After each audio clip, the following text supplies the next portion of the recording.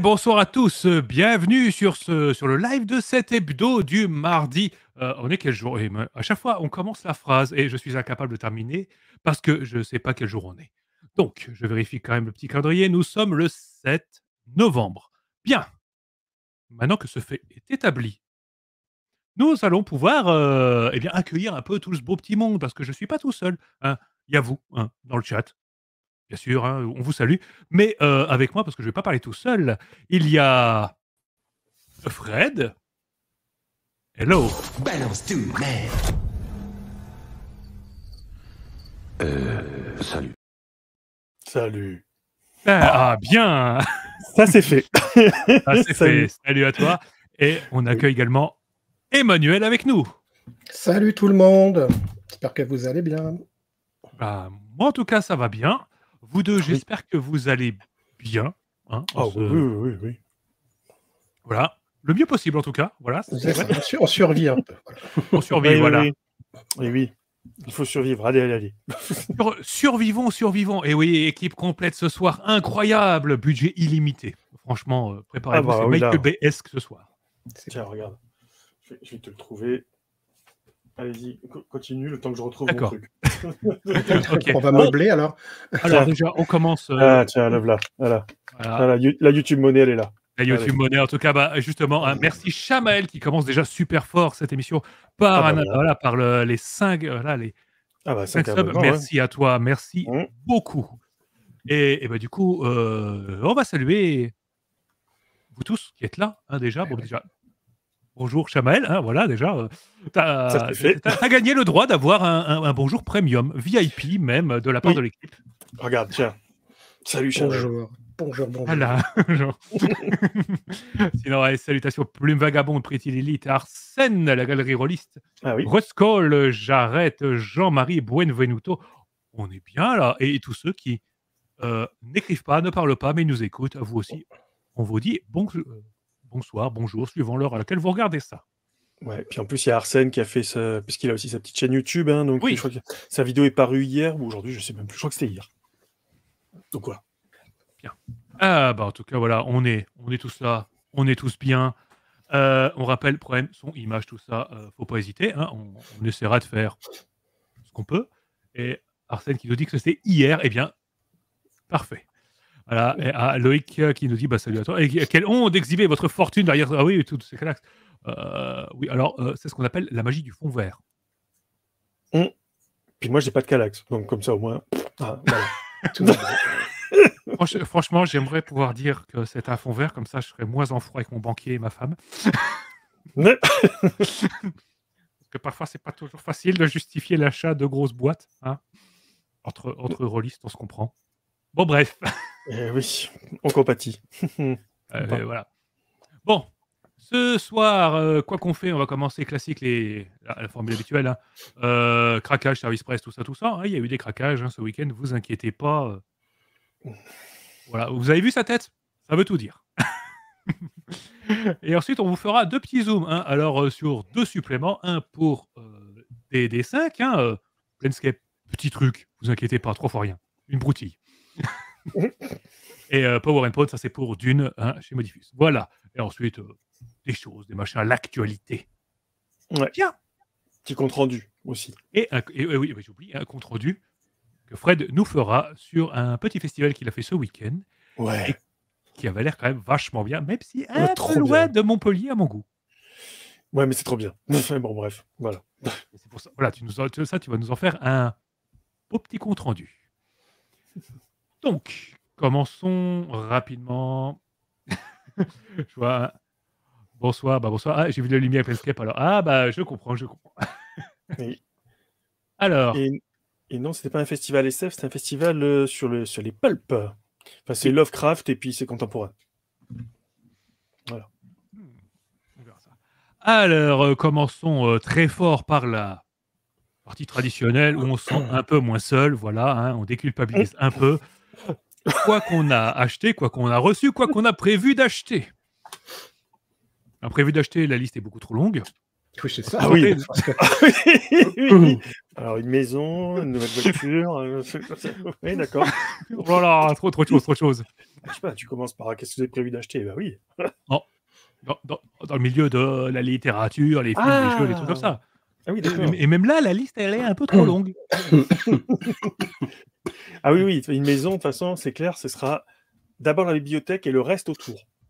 Il faut faire ça, il faut construire la maison autour des livres, en fait. C'est pas possible. Oui. C'est obligé.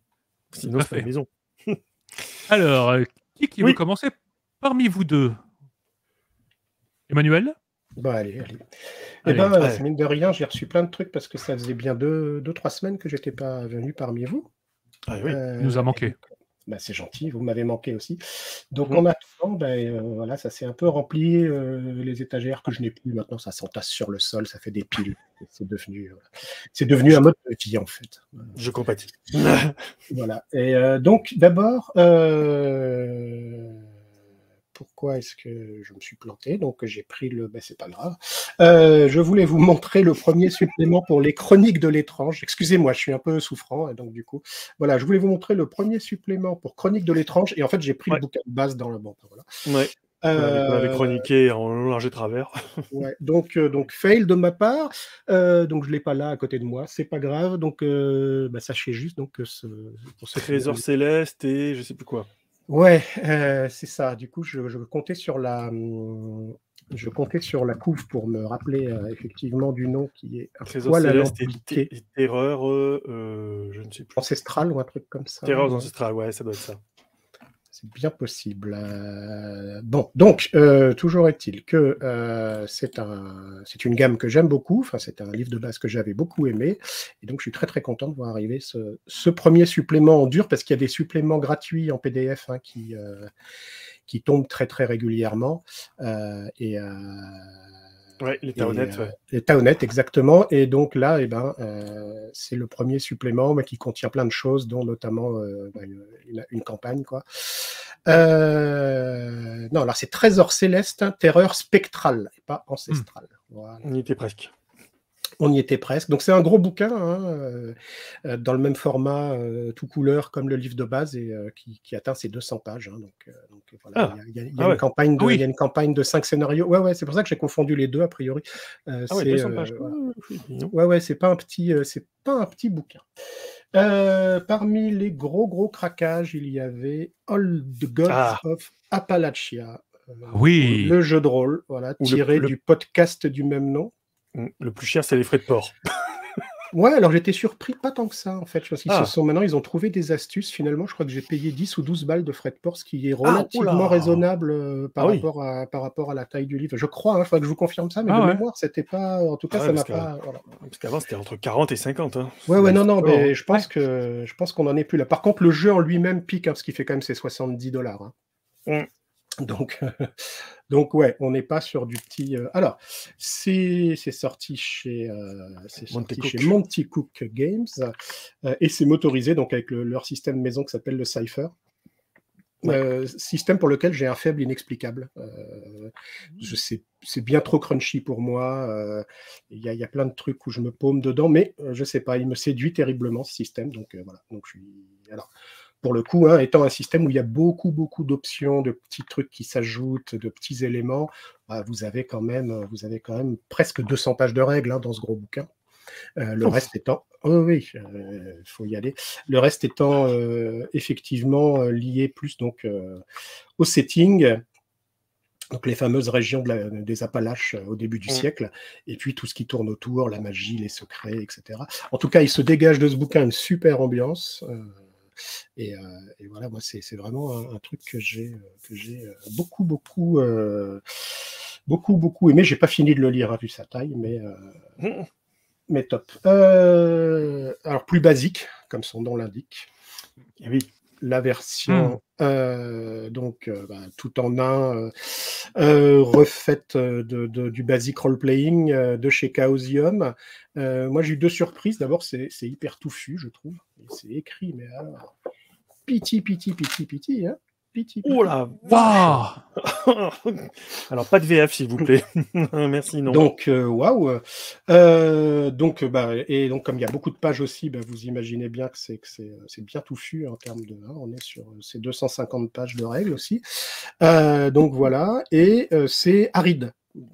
Tu vois, moi je m'attendais basique peut-être à quelque chose de plus orienté vers le, je ne sais pas, vers le, soit l'initiation, soit, en fait non, c'est vachement aride dès le départ. On plonge tout de suite dans les considérations techniques à pointu. Enfin, waouh. Bon, ceci dit, il a l'air d'avoir plein de trucs intéressants, mais alors là, il faut vraiment que je prenne du temps pour m'y mettre. Voilà. Et puis alors, à ma grande surprise, j'ai découvert qu'il y avait une nouvelle édition de Paranoia. Et à ma grande bêtise, je l'ai acheté. Donc, ce n'est jamais une bêtise d'acheter du Paranoia. Voilà. Alors, donc, le livre de base et son espèce de compagnon qui s'appelle le Accomplice Book. Voilà. C'est une assez sévère déception, pour être franc. Je pourrais vous en parler un petit peu plus longuement, un de ces quatre, mais ouais, je trouve, alors déjà, c'est hyper cher. Enfin, c'est des tout petits bouquins écrits très gros. Qui font 140 pages pour le bouquin de base et ils ont vendu $50, quoi. C'est honteux. Voilà. Donc, ouais.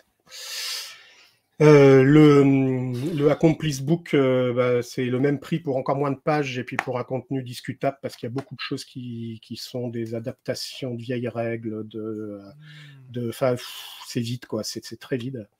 Ouais, on est à 112. 50 balles pour 112 pages, celui-là, quoi. Tout en sachant que dedans, il y a pas tout du. Voilà. À sa décharge, il y a un très bel écran. Je l'ai pas là, mais il y a un très bel écran. Au moins ça. Au moins ça. Ouais, c'est effectivement une déception là. Assez forte. Alors, on ne sait pas trop, ça a le cul entre deux chaises. Alors, ça nous explique donc que c'est une nouvelle édition. En fait, visiblement, c'est surtout une espèce de mise à jour de la précédente, celle qui avait été traduite par Sans Détour. D'accord. Mais ça, on ne l'apprend finalement que dans l'Accomplice Book où ils vendent un peu le morceau en disant c'est pas vraiment une nouvelle édition, on s'est contenté d'enlever les cartes et les machins et les trucs qui faisaient le plus polémique. Bon.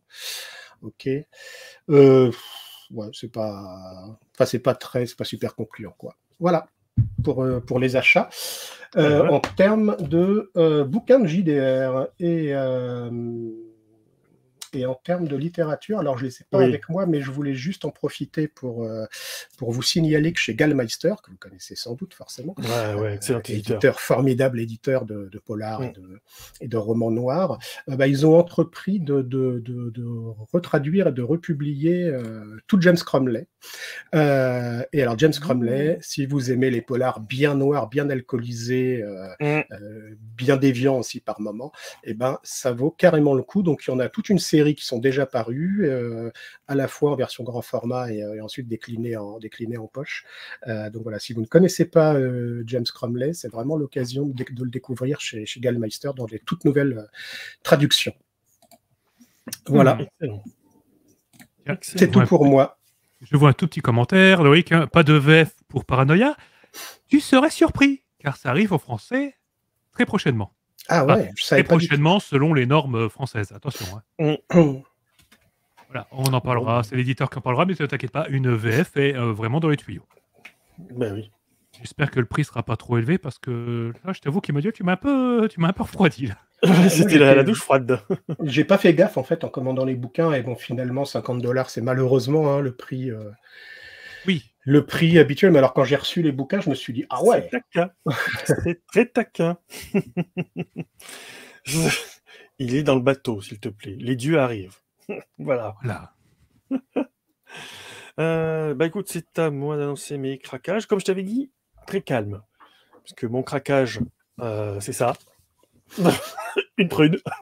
Ah oui. C'est sympa. Enfin, mon budget loisir, il a fait tiens, prends ça. Tu n'avais pas dans ta collecte encore celle-là? Ça faisait 6 ans que je ne l'avais pas eu, donc tu vois, je m'en passais bien. C'est la dernière édition, t'inquiète, elle est bien. Ah oui, ça j'avoue que c'est mieux. C'est quand même mieux présenté qu'avant. Il y a de l'effort. Le plaisir des yeux, c'est important dans un achat. Ah oui. Et puis tu vois tout de suite, t'as le QR code et tout. Non, modernité, attention. Internet 2.0, quoi. Ah, ça rigole plus. Bref, bonsoir Limaël. Donc non, Bonsoir. moi en fait, à la base, comme je t'avais dit, ce mois-ci, n'était pas prévu de craquage du tout, parce que vacances et tout. Et puis on est allé au campus Miskatonic. Et là, c'est le drame. Alors moi, j'ai eu qu'un craquage, hein. Le reste, c'est madame. Hein. Mais alors moi, du coup, je vous en avais parlé du financement de ce petit truc. Oui, tout à fait. Icons, Howard Phillips Lovecraft, par l'écran fantastique, écrit par Alex Nikolavitch, qui était présent au campus, hein, d'ailleurs. Et bah écoute, du coup, je l'ai pris de suite. Ouais, voilà. Bon, dédicacé, bien sûr, parce qu'il faut quand même pas déconner. Oui, parce qu'il dessine aussi, Alex Nikolavitch. Hein. Voilà, et ça donne ça. Voilà, bon, mais bien sûr, il y a plein de trucs, mais c'est abondamment illustré et je kiffe total les illustrations. Donc je vais vite dévorer ça, puis je vous en reparle. Parce que, waouh, trop bien. Ensuite, ça c'est madame qui a pris ça. La BD, ça faisait un moment que je bavais dessus, donc c'est fait. Les ombres de Tulé, donc c'est un one-shot. Imaginez une espèce de croisement entre Conan et Kul le Conquérant, et de Brack, c'est Brad Mockmarn, je crois, l'autre héros de Robert Howard. Donc, contre les Celtes et les Pictes, etc. Donc voilà, c'est un peu ce genre d'univers. Donc tu vois un petit peu les tentacules. Hein. Et c'est dessiné par Lionel Marty. Voilà, tu vois un petit peu le genre de graphisme que tu as, qui est juste fabuleux. C'est un one-shot. Et en plus, Lionel Marty, on devrait le voir très prochainement en interview. Parce que quand tu demandes une dédicace à ce monsieur, voilà ce que ça te donne. Ça Donc, va. ouais, non, là, je suis à fond. Donc ça, c'est les petits craquages. Et puis, on a eu les petits cadeaux. Petit cadeau de Guillaume. C'est Guillaume Solinski, hein, du campus Miskatonic. Donc pareil, ça sort. Hein, c'est pas encore tout à fait sorti. Donc chez Black River. Donc c'est H.P. Lovecraft, Cadat l'inconnu, le comics qui a été traduit en français. Voilà. Donc, super content. Et puis ça, c'est les craquages de madame. Elle me dit, il faut que tu les montes parce que le campus Miskatonic, c'est trop cool. Donc elle s'est pris le petit porte-clés qui va bien. Regarde-moi ça. Voilà. Un porte-clés comme ça, c'est sûr que ça a de la gueule. Et au campus, tu as toujours un ou une artiste présent. Et là, c'était Christelle Marlowe, qui est sculptrice, hein, qui fait tout à la main. Elle n'a pas de tour, hein, pas de tour de potier. Hein. Et du coup, elle lui a pris une broche. Moi, cette broche. Magnifique. Ah, et c'est que du fait main, hein, c'est de l'argile, de la porcelaine, des trucs comme ça. Quoi. Alors, le porte-clés, c'est du bois. Tu le vois ici. Voilà. C'est effectivement du bois, avec la corde et tout. Donc voilà pour les craquages. Et on va être clair, en pledge, en fait, le tout dernier, c'est Orbital Blues. Voilà. Afterburn, hein, l'extension, parce que Orbital Blues, je suis amoureux de ce jeu. Et comme il restait plus que 9 jours, bah voilà, c'est pledgé, quoi. Mais après, pour le reste, stop it, parce que, comme tu dis, hein, le mois de novembre, il est un peu rude après les orgies de septembre-octobre. Et puis il y a Noël qui arrive. Ah. Donc, on va se calmer. Voilà. Voilà pour moi. Bon, bah écoute, et toi, je sais pas, je crois que toi rien du tout. Hein. Si, des petits trucs quand même, mais quand même. c'est plus c'est pas du jeu, hein, voilà, c'est des bouquins qu'il me fallait dans ma collection et dont j'avais repoussé l'achat bien trop longtemps. Déjà, j'ai pu mettre la main dessus sur Marvel 1602 par Andy Kubert et Neil Gaiman, ça va, d'illustres inconnus. Hein. Ouais. Une réécriture complète des personnages des Avengers et autres, hein, et pas que, hein, il y a aussi des X-Men transposés en 1602. C'est excellent, franchement, c'est excellent. Il y a eu une suite, mais on m'a dit que la suite était moins bien. Voilà, en tout cas, rien que le début, déjà, ça m'a scotché. Je l'ai ouvert et je l'ai lu, et 20 minutes après, j'étais en mode « Ah, c'est déjà fini. » Bon, non, c'est sans doute excellent. C'est ça. Et ensuite, là, j'ai eu du bol, c'est sur le marché de l'occasion, j'ai réussi à mettre la main sur ce gros bébé, le Liber Chaotica. Alors, c'était un supplément qui était sorti chez Black Library il y a longtemps. Hein. Je vois Annie Awards, je percutais qu'en fait, il a gagné un Ennies.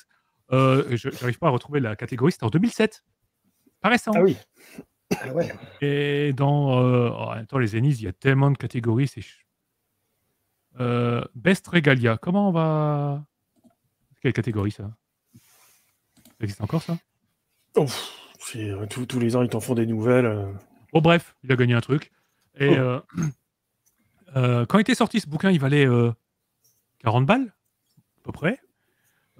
Juste par curiosité, je suis allé voir sur eBay et la Fnac et je l'ai vu à 1200 balles. Là, il y a quelqu'un qui le vendait 15 €. Ah bah oui. Voilà. Donc, c'est un gros artbook sur les royaumes du chaos dans Warhammer avec du point de vue d'un érudit qui s'est un peu trop aventuré dans les royaumes interdits et qui perd un peu la boule en essayant de mettre une petite touche de réalisme dans ses écrits. On dirait un petit peu du Lovecraft à sa façon, en mode une approche très scientifique cartésienne quand l'environnement ne suit pas du tout.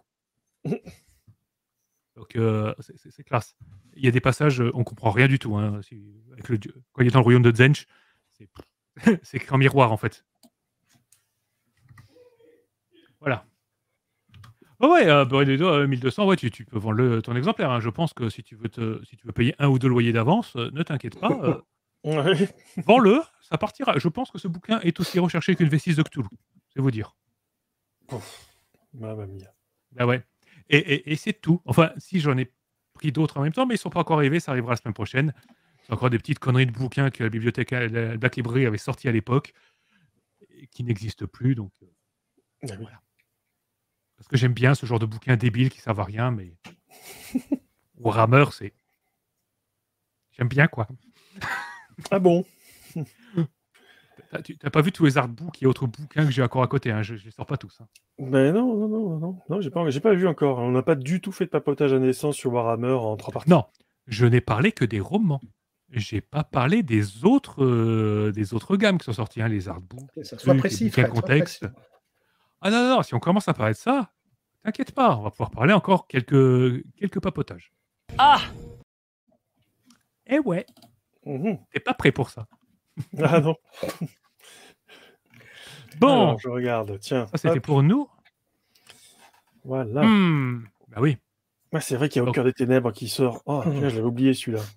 Ah bah il est sorti, hein, ça y est. Bah, ça Voilà, attendra. il est sorti vendredi. Et voilà, donc Starter Kit d'Alien au cœur des ténèbres. Du coup, j'arrête. Si tu n'as pas, je te conseille aussi justement le Destructeur des mondes, en fait, qui est le tome 2 de la trilogie. Ah oui, quand même. Mais si tu l'as, au moins tu préfères toute la trilogie et comprendre comment qu'on en arrivait là. Voilà. Ouais, Et tu te alors, rendras du coup, compte que le 2 était pas si dangereux que ça. Il j'en fait Black profite Avatar, je te comprends. Ah oui, Voilà. oui. J'en profite pour faire coucou à Limaël, Oui. Shamrock, Akibi90, qui sont Oui. arrivés au fur et à mesure. Alors ensuite, on a ici Jean-Marie, le dernier alien, donc au cœur des ténèbres.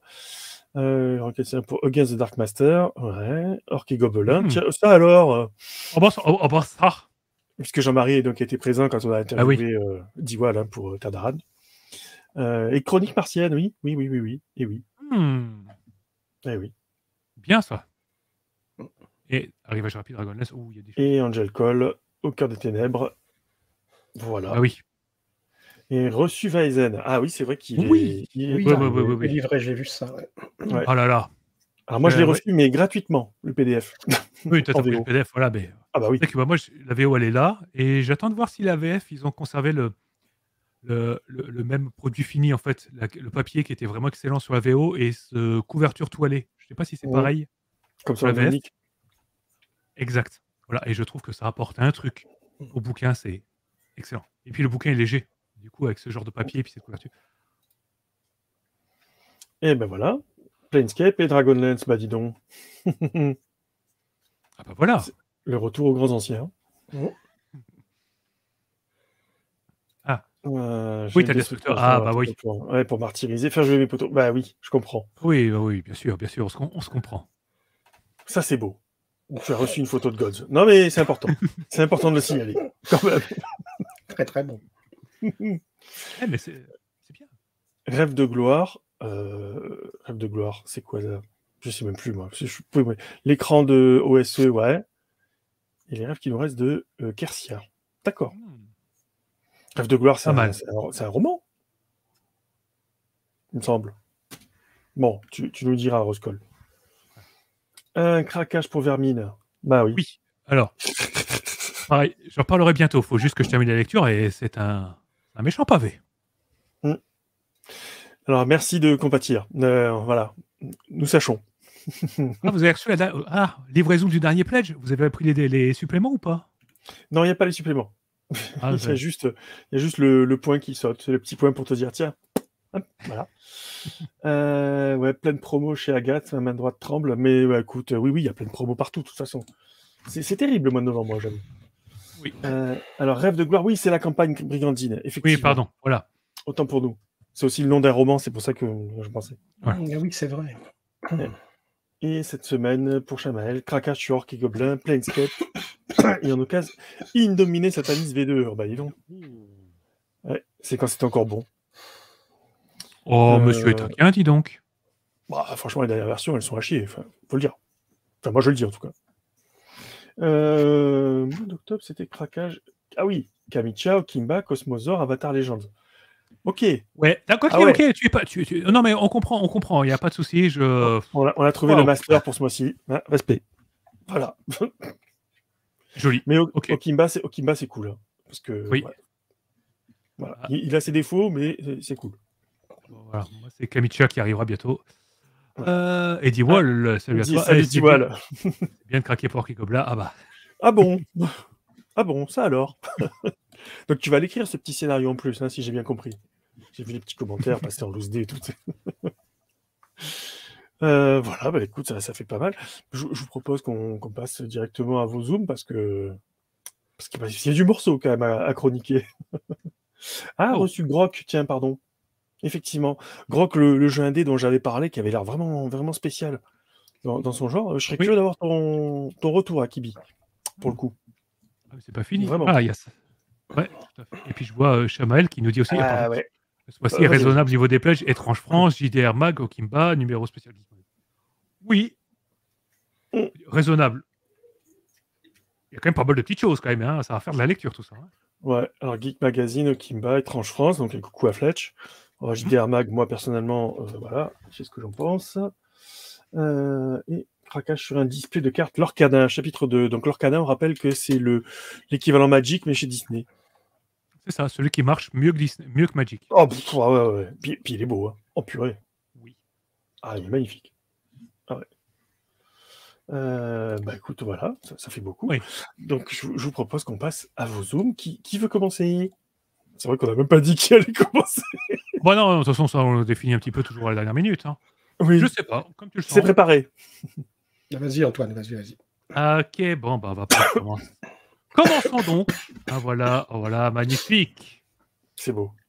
Incroyable. Alors, parlons immédiatement de ce petit supplément qui s'appelle Power and Pounds. Voilà, The Emperor's Court. Ah, pardon. Attends, j'essaye un truc. On sabote des choses. Non, bon, écoute, j'ai fait de la merde. Tant pis. Non, mais il fallait le tenter. Désolé. D'accord. Alors, qu'est-ce que c'est que ça? C'est le dernier supplément pour la gamme Dune. Pas en France, hein. Ça c'est la version anglaise, hein, par Modifius, l'éditeur d'origine. Parce qu'en France, on commence à avoir quelques retards déjà sur la gamme, hein, qui m'a déjà surpris parce que Dune, je pense que comme beaucoup de monde, on ne s'attendait pas à une gamme suivie. Hein, on s'attendait à un livre de base, une mini-campagne, et puis ça s'arrête là. Et on a eu livre de base, écran, supplément sur Dune, la boîte de découverte qui est le début de la campagne, le supplément sur le Landsrad, et maintenant la campagne sur la cour impériale. Voilà. Donc, l'univers de Dune, je crois qu'on n'a plus besoin de le présenter maintenant. Hein, bouquin légendaire, gamme qui est bien installée, quelques films au cinéma qui font un petit peu parler d'eux, et une deuxième partie par de Villeneuve qui doit arriver l'année prochaine. Hein, ça aurait dû être ce mois-ci, tant pis, ce sera l'année prochaine. Et en plus d'une série qui sortira l'année prochaine. Autant dire qu'on va bouffer de l'épice à tous les niveaux. Donc, petit supplément hein, qui est arrivé. Alors, c'est pas donné. Hein. On est sur les tarifs Modifius. Autant dire que moi, j'ai lâché 43.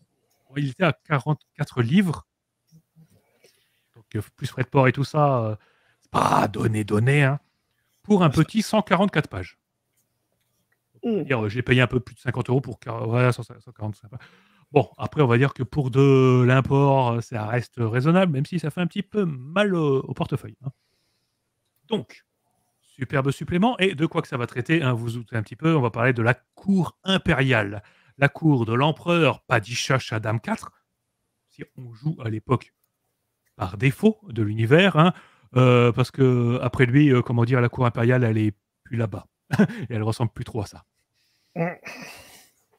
Donc, on rappelle un petit peu qu'avant les événements de la saga Dune, hein, tout se passe dans l'Imperium, donc la société gigantesque de l'univers de Dune. Tout est régi par un système ultra féodal et avec à son centre l'empereur, hein, le patriarche de la maison Corino, une des grandes maisons nobles, hein, qui s'arroge le pouvoir depuis 10 000 ans. Ça va, tranquille. Dans les faits, c'est très compliqué parce qu'il a beau être empereur, il n'a le pouvoir que avec l'aval du Landsrat, donc l'assemblée des maisons mineures et majeures, plus les grands groupes périphériques, hein, qui donnent un petit peu leur aval et qui sont capables un petit peu de magouiller pour le dégager s'il fait n'importe quoi. Bon, ça, c'est quand ça se passe bien et qu'il n'y a pas des Fremen dans l'équation qui viennent tout saboter. Bon. Et vous avez vu le bouquin, vous avez lu le bouquin ou vu le film, hein, vous savez de quoi je parle, il faut arrêter. C'est plus du spoil à ce niveau-là. Alors, je vous montre rapidement le bouquin. Voilà, petit bouquin. Encore une fois, cette couverture. Voilà, les illustrations, je les trouve toujours splendides pour ma part. J'adore les illustrations de cette gamme. Donc, l'empereur. Voilà. Donc, on va pas se concentrer que. Oula, mais ça brille, dis donc. On va pas se concentrer de parler que de l'empereur. On va faire toute une description. Ce supplément, on va parler principalement de pour une bonne partie, de la capitale, de la planète capitale, Kaidain, qui est le monde d'origine pas d'origine, le monde fief de la maison Corino et donc de l'empereur, là où vont se passer toutes les intrigues importantes. Comprendre par là, toute intrigue importante qui ne se passe pas sur Arrakis pour changer. Voilà, tout ne se passe pas entre deux dunes de sable, s'il vous plaît. Donc on va décrire toute cette planète, à quoi elle ressemble, qu'est-ce qu'on peut y trouver, comment fonctionne la cour impériale. On pourrait dire que c'est un petit peu classique. Hein, voilà, c'est ce que tout jeu à thème politique vous dirait. Voilà, la capitale ressemble à ça, mais pas que. On va vous donner plein de pistes, de trucs d'intérêt différents qui, utiles pour du jeu. Par exemple, Sartorial Feud. C'est génial, mais en fait, il y a une guerre entre maisons mineures qui s'occupent de la mode. Et rien que ça, vous lisez ce petit paragraphe, vous avez déjà une grosse idée de campagne. Parce qu'on vous explique que juste porter le dernier costume à la mode, ça peut jouer beaucoup dans l'attribution d'un audit avec l'empereur. Rien que ça, vous avez le truc. C'est pas écrit un petit peu, mais ça reste quand même vachement erré par rapport à d'autres bouquins qu'on nous a montrés un petit peu plus tôt. Basique, hein, je pense à toi. Voilà. Donc on va vous présenter un petit peu comment ça fonctionne, les différents titres que l'empereur peut donner. Bref, du matos à scénar. Voilà. Les différentes célébrations, les fêtes religieuses. Alors, pour une fois, encore des fêtes religieuses, donc des trucs qu'on n'a pas suffisamment, je trouve, dans les univers de SF. Les célébrations, les festivals. Il n'y en a pas, en fait, la plupart des univers de SF, c'est ouais, il y a un calendrier basé sur telle planète, basta. Non, là, on a des vrais moments importants pour qu'ils sont bien intégrés dans l'univers de Dune. Hein. Ah, vous voyez, le jour saint de l'église orange, l'église catholique orange, bon, des trucs un petit peu importants. Comment obtenir une entrevue avec l'empereur, et vous allez voir qu'on peut faire juste une campagne entre le moment où vous arrivez sur la planète et le moment où vous discutez avec l'empereur. Tellement il y a de problèmes sur votre chemin. Et pourquoi parler avec l'empereur? Parce que vous avez une demande importante, hein, que vous voulez vous faire bien voir, et que dans ce jeu politique terrible qui est l'Imperium, avoir l'aval de l'empereur, c'est la carte Joker, c'est le God Mode. Ça ne peut que bien se passer. Normalement. Hein, l'empereur, c'est quelqu'un de gentil, hein, voilà, d'altruiste, fondamentalement bénéfique. Pas du tout. On est d'accord. Donc, description de tout ça. Petite description. Nouveaux archétypes, il y en a quelques-uns. Si vous voulez typer vos personnages encore un peu plus dans l'univers de Dune, vraiment dans ce côté vraiment magouille politique dans les couloirs du palais impérial. Donc, on avait, parce qu'avant, livre de base, on jouait les classiques qu'on voit dans le film Dune. Maintenant, Un garde du corps, les confidences, Socialite, Scheming Noble, voilà. Weak Noble, parce qu'on n'est pas tous doués. Donc parfois, bah, il y a des crevards. On peut jouer un crevard. Et ensuite, un chapitre que beaucoup de monde attendait, les monstrueux, les terrifiants, les légendaires Sardaukar. Donc si vous ne connaissez pas, c'est globalement la meilleure armée de l'univers. Voilà. The best of the best, hein, les psychopathes parmi les psychopathes. Jusqu'à ce qu'un groupe de Fremen un peu zinzin, hein, les Fedaykin, on vous salue, arrive dans le jeu. Mais voilà, en attendant, c'est eux les big boss. Et vous allez avoir tout un chapitre sur comment ils sont recrutés. Bon, là, il y a du spoil sur les secrets de l'univers. Voilà, c'est ça que je vais assez vite dessus. Les différents rangs, parce qu'en fait, tout ça, on va vous en parler pour, comment dire, jouer une campagne Sardaukar. C'est ce que vous allez avoir après. On peut jouer des Sardaukar et pas en faire qu'une campagne bêtement militaire. Et ça, c'est pas mal.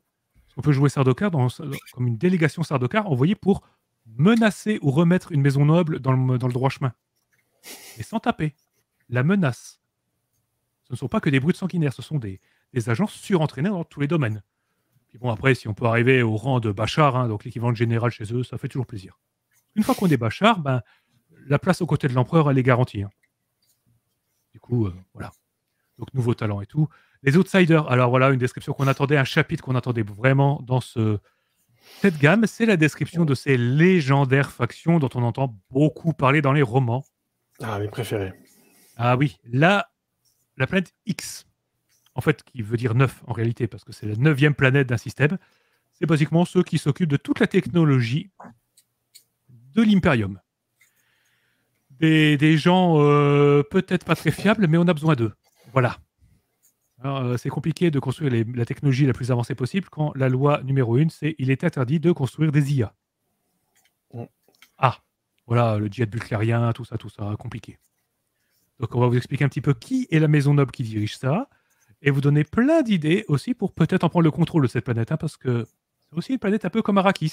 C'est peut-être la 2e planète la plus importante de l'Imperium. Ouais. Oh oui. Donc, elle peut changer très souvent de propriétaire.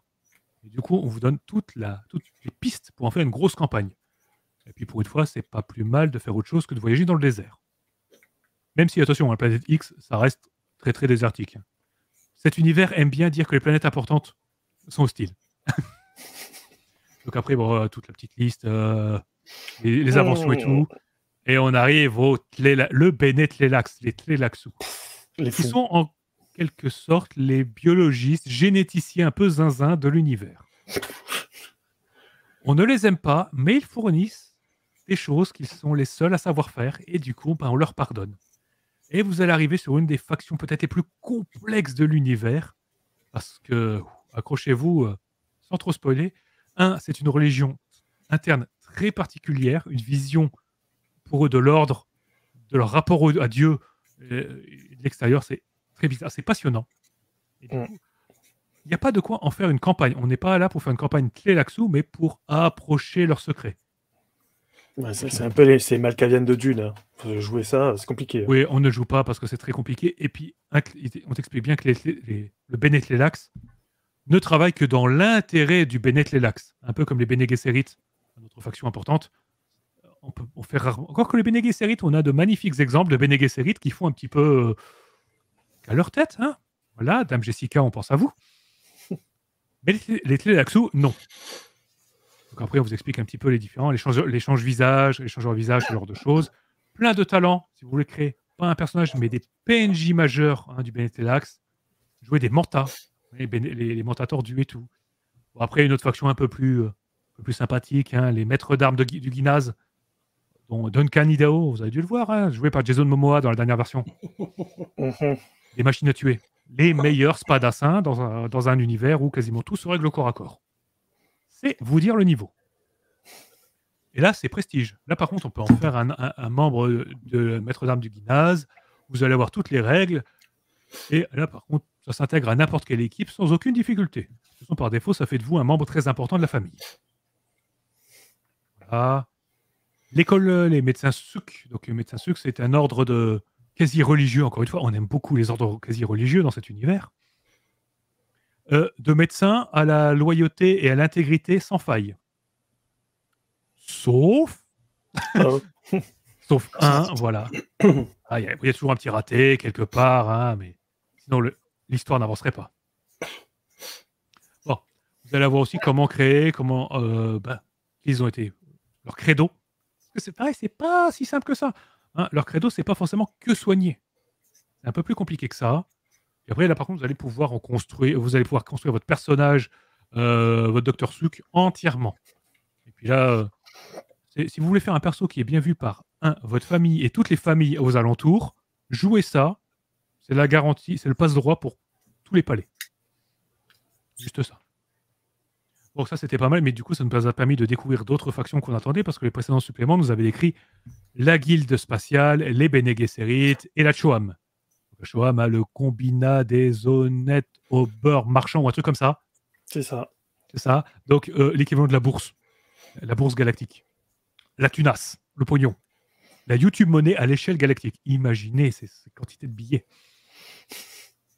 Bon, une fois qu'on a ça, par contre, là, on a après tout un chapitre sur construire une campagne politique, mais complète. Parce qu'en fait, le bouquin de base nous oriente sur des campagnes à thème un petit peu politique, mais on ne fait pas que ça. On était souvent des agents d'élite, des agents de confiance de la maison auquel on appartenait, mais on n'avait pas pour rôle d'intervenir directement dans les grands conflits.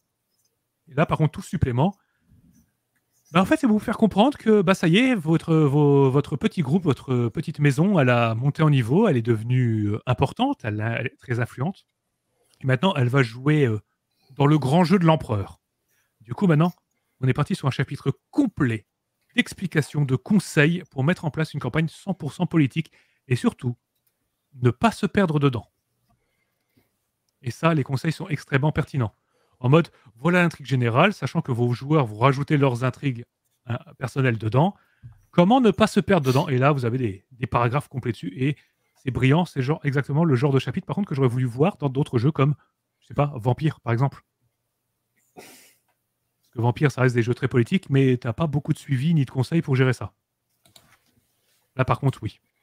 Donc après, comment mettre en place les campagnes politiques dans l'Imperium, comment, voilà.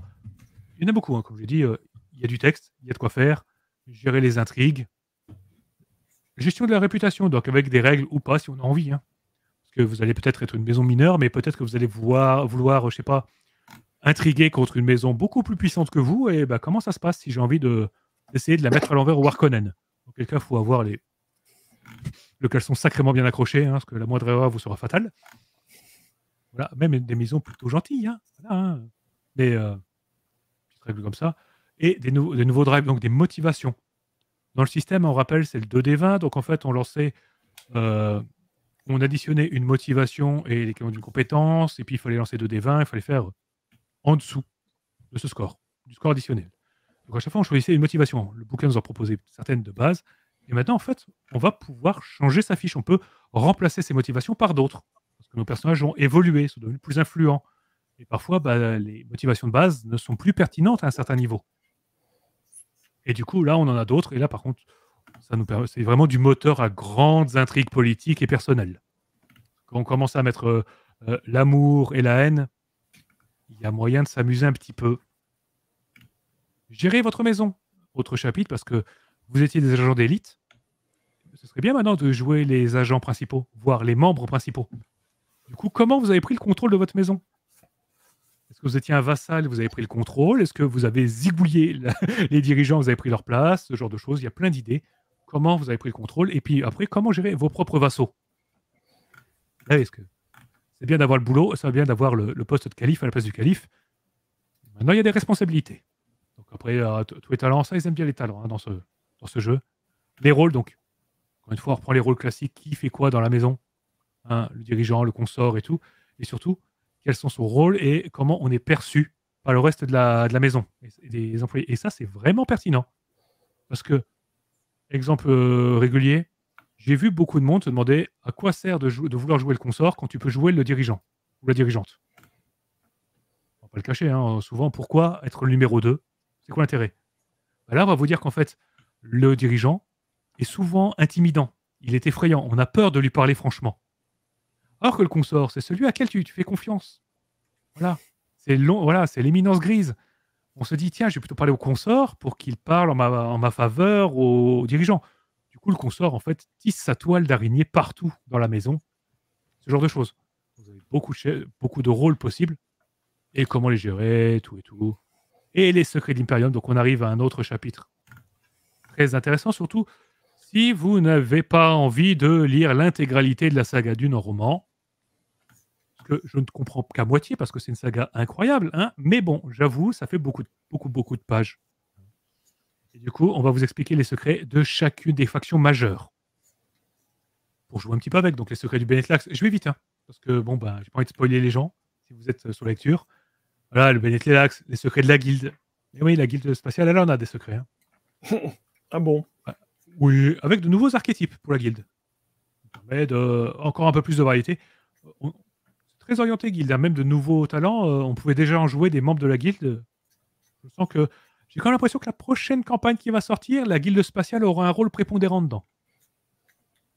Ce serait plutôt sympa. Voilà, les secrets de la Chouam. Oh là, par contre, ça va assez vite parce que bon, bah, c'est de l'embrouille. C'est de la magouille financière. Voilà. Comment, basiquement, c'est Balkany 101 à l'échelle galactique. Donc, c'est pas trop compliqué. C'est facile à représenter. Comment masquer le déficit? Et un petit. Alors, ça, c'est une explication de comment fonctionne la Shoam. Hein, les fonds, comment ils sont reversés. Accrochez-vous. Ouais, ça a l'air lourd, hein. Mais l'univers est tellement compliqué, c'est tellement de liens entrelacés pour savoir qui a le pouvoir dans cet univers. Voilà. Et ensuite, on finit avec une petite campagne. Oui, j'ai oublié de le dire, mais vous avez vu qu'il n'y avait pas les secrets de la Maison Chrono, donc de l'Empereur, et les secrets et du Bene Gesserit. Parce que les secrets de l'Empereur, en fait, vous allez voir que les secrets de l'Empereur sont répartis dans les secrets des autres factions, parce que c'est un supplément sur la cour impériale, donc l'Empereur est de toute façon impliqué dans quasiment tout. Voilà. Et les secrets des Bene Gesserit, ben, en fait, les films vous expliquent clairement quel est le grand secret des Bene Gesserit, hein, ce qu'elle prépare. Et encore une fois, à quel point ça va merdouiller. Ou pas. Et du coup, après, on a une... C'est pas une campagne, c'est un très gros scénario. Voilà, Blood and Wishes. C'est un scénario 100% politique. Vraiment, ben voilà, on va reprendre tout ce qu'on a vu avant. On est mandaté par l'empereur en personne pour stopper un conflit entre deux maisons qui va menacer de partir en guerre ouverte. Voilà, on va la jouer diplomatie. Scénario qui pourrait être assez simple si on ne se posait pas des questions sur les vraies motivations de l'empereur. Est-ce qu'il nous a envoyé dedans parce qu'il espère qu'on réussisse ou parce qu'il espère qu'on va rater? Bref, une structure que j'aime beaucoup parce qu'on va vous présenter tous les PNJ et ensuite, bah, déjà, on va commencer par toute la timeline parce que tout va se passer en une seule semaine. Et une semaine, ça va très vite. Il se passe beaucoup de choses. Et ensuite, le scénario est scénario prélude et au vu de son écriture, en fait, on sent qu'on est sur le scénario d'introduction d'une grosse campagne en préparation, de quelque chose de beaucoup plus massif qui va arriver plus tard. On nous fait gentiment comprendre, un peu comme la boîte des découvertes était en fait l'ouverture vers la campagne Les Maîtres de Dune, Master of Dune. Donc je parlerai quand même un jour. Donc après voilà, petite campagne, il y a de quoi faire. On va réutiliser tout ce qu'on a appris dans le bouquin. Et même, si vous avez géré un conflit militaire, ça va pas bien se passer. C'est assez court, mais voilà. Donc, voilà, vous avez vu le bouquin, hein, si vous voyez, voilà. Bon, derrière, c'est sobre, voilà. Bon. Que dire de ce supplément? Je ne vais pas dire qu'il bouleverse complètement la gamme d'une, hein, parce qu'on savait qu'on partait sur un jeu à campagne politique, on s'inspire tous de ce qu'on a vu dans le bouquin ou dans les films. Du coup, il y a beaucoup de conseils qui sont un petit peu superflus sur comment gérer ça. D'autant que le supplément précédent traitait déjà des maisons mineures et donc nous expliquait déjà comment gérer les interactions entre elles. Après, les informations sur les autres factions, ça, elles sont vraiment intéressantes, genre la guilde spatiale, le Bene Lax. Voilà, juste ça, c'est trop bien d'avoir des informations sur eux pour en faire autre chose, pour avoir un véritable opposant malsain et pas juste, encore une fois, les Bene Gesserit ou les Harkonnen qui ont fait n'importe quoi dans votre dos. Voilà. Donc c'est pas le supplément ultime, mais on va dire qu'il termine la description complète de l'univers qu'on attendait de la gamme. Voilà. On a tout maintenant. On peut jouer à tous les niveaux. Parce qu'après ce supplément, il n'y a pas de niveau plus élevé dans les intrigues. Le niveau plus élevé, c'est celui des films, en fait. Donc voilà. Et puis, certains pourraient reprocher aussi qu'en fait, ce supplément ne se concentre que sur la période avant Paul Atreides. Donc avant le film ou le premier roman. Donc sous l'Imperial, le système des fanfreluches, l'empereur Padisha, voilà. Si vous voulez jouer après, eh bien, toutes ces informations ne sont plus pertinentes. Aucune information n'est pertinente parce que sous le règne de Muad'Dib, déjà, le centre impérial, il est déplacé. La révolution Fremen a foutu le Dawa. Et sous l'empereur de Leto II, alors l'empereur Dieu, mon Dieu, il n'y a plus rien qui va. Et si on va ensuite, sous la période de la Grande Ennemie, franchement, il n'y a plus rien n'est utile. Donc, un supplément que j'ai aimé lire parce qu'il est intéressant si vous êtes vraiment fan de l'univers, franchement comme moi, ça fait de cette gamme vraiment une encyclopédie vraiment bien écrite, très agréable à lire sur cet univers. Mais c'est, j'ai envie de dire, on est presque peut-être sur le supplément le moins important en fait de cette gamme. C'est un petit peu dommage. Je trouvais le supplément précédent sur le Landsraad et les maisons mineures beaucoup plus intéressant parce que c'était un supplément à l'échelle des joueurs qu'on va pouvoir utiliser à tous les niveaux, même à d'autres époques. Celui-là, ça vous oblige à jouer pendant la période de l'Imperium, l'ancien Imperium. C'est à vous de voir. Donc, c'est bon, c'est bien écrit. Il y a quand même un paquet d'auteurs dessus. C'est joli. Les illustrations sont toujours splendides. La maquette, moi, je la trouve splendide, vraiment. Même si je sais que ça ne plaît pas à tout le monde. Voilà. Mais bon, c'est un petit peu cher pour, au final, un supplément qui ne vous servira pas tout le temps. C'est dommage. Voilà. Bien, mais aurait pu être mieux avec peut-être d'autres conseils en mode sous cette période-là, voilà comment ça se transforme, voilà comment le jouer.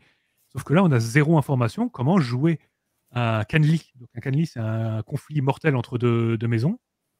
Comment ça se gère sous l'époque de Muad'Dib, vu que la loi n'est plus la même? Je sais pas. Ils le feront plus tard, j'en sais rien. Peut-être. C'est pas impossible qu'il y ait une gamme ensuite sur les différentes époques, ce qui pourrait être bien. Ce qui leur laisse encore au moins 3 suppléments pour 3 époques. Alors, je crois que c'est prévu, il me semble. Alors, il y en aura un complet sur Bene Gesserit. On a eu des infos par-ci par-là, mais c'est vrai qu'ils le gardent un petit peu pour après parce que c'est une faction qui est beaucoup trop puissante pour qu'on puisse jouer avec elle de base. Et puis bon, elles sont déjà centrales dans comment dire, dans la saga cinématographique. Voilà, dans la saga de base. Elles sont là tout le temps. On verra bien. Et puis de toute façon, j'ai cru comprendre qu'ils attendaient aussi de voir ce que la série qui arrive l'année prochaine va faire. Et vu que la série, elle traite des Bene Gesserit. Ah oui, c'est vrai. Ce serait bien que tout le monde soit raccord sur ce qui va être dit. Voilà. Bon, voilà. Voilà, c'était mon petit retour sur un supplément d'une gamme que j'aime beaucoup, mais qui aurait pu être un petit peu mieux quand même. Bon, après, quand est-ce qu'il arrivera en France? Oula, je ne sais pas. Il y a encore 3 autres suppléments avant celui-là qu'on doit traduire. Ouais, puis il y a déjà Gods qui arrive, il y a Avatar qui va arriver, Monde des Ténèbres. Assassin's Creed qui arrive, Monde des Ténèbres. Donc, est-ce qu'on les aura? Je ne sais pas. Après, je sais que Dune avait un peu marché, mais est-ce qu'il avait marché suffisamment pour justifier la traduction de tout, sachant que rien que la boîte d'initiation, la boîte de découverte, elle va être hors de prix s'ils les font tel quel. Je rappelle que la boîte, on avait parlé il y a très très très longtemps, elle était à 70 € en VO. Le contenu était top. Le contenu était top et c'était justifié par le fait qu'il y avait le PDF du livre de base qui était dedans. Donc, en fait, la boîte sans ça, la boîte elle était à 50 €. Mais bon, 70 €, faut le lâcher. Et sachant qu'en France, une boîte c'est encore plus cher et qu'ils font sans doute pas un tirage aussi immense, est-ce qu'on l'aura? À un moment, ils avaient dit que oui, c'était possible, mais c'était il y a longtemps. Oui. Voilà. Ah oui, puis voilà, Arkane qui a annoncé la prochaine sortie de la gamme Vampire. Bon, Vampire reprend. Voilà, il y a au moins Vampire qui reprend. Dune, pas pour de suite. C'est pas grave. Mais si vous lisez l'anglais, foncez dessus. C'est très bien, ça se lit tout seul. Voilà pour moi. Ok. Eh bien, écoute, du coup, on va passer à du donge. Ça fait longtemps qu'on n'a pas parlé de Donjons et Dragons sur Indécent.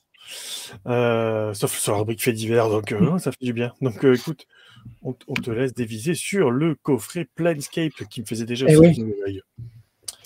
Planescape Adventures in the Multiverse, pour son nom complet. Donc voici. La collector par Dieter Lisi. Oui, alors la collector, en tout cas l'alternate version, puisque vous savez que maintenant ils ont pris l'habitude de sortir, si je la mets à l'envers, c'est pas top, ils ont pris l'habitude de sortir pour chacun de leurs bouquins une version dite classique et une version avec une couve alternative. Et donc là, l'idée pour cette édition est d'avoir fait revenir des tiers Lisi pour illustrer la boîte et les 3 livrets à l'intérieur, ce qui est plutôt une attention sympathique pour les fans de la première heure. Maintenant, est-ce que ces collecteurs, je ne sais pas en fait s'ils tirent moins de ces fameuses alternate versions que des autres, parce qu'en fait, elles ne sont pas plus chères. Donc, on les trouve exactement au même prix, ce qui est plutôt sympa. Vous avez vraiment le choix, du coup, entre deux versions en fonction de vos goûts. Mais on n'est pas dans la logique, effectivement, d'avoir une version plus chère qu'une autre à cause de son apparence. Excusez-moi. Je suis un petit peu souffrant, alors vous m'excuserez si je dis des bêtises ou que j'ai des trous de mémoire. Hein. Je compte sur votre mensuétude, chers amis. Pas de souci.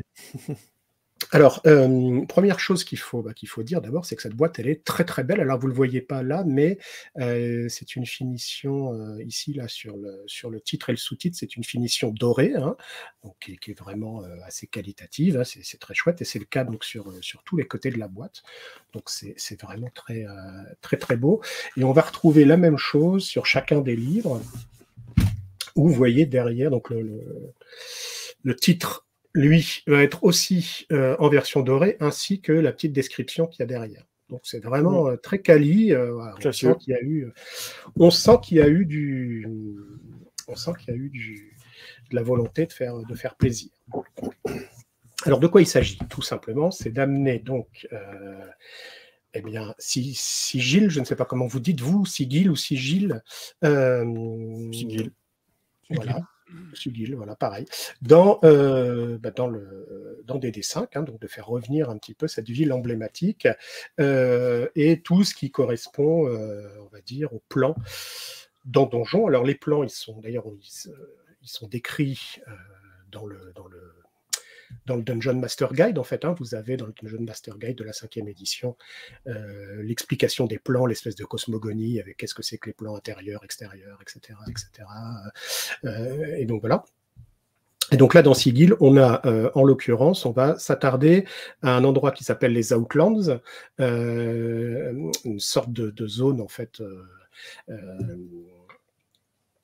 une sorte de zone un petit peu, je ne trouve plus le mot, qui reste, enfin on va dire stable, au milieu de laquelle se dresse une spire incroyablement pointue, et la fameuse ville de Sigil, elle est en haut de cette spire. En fait. Mais la particularité qu'on ne peut pas y accéder en escaladant la spire. C'est un peu, donc elle est là, mais elle n'est pas vraiment là.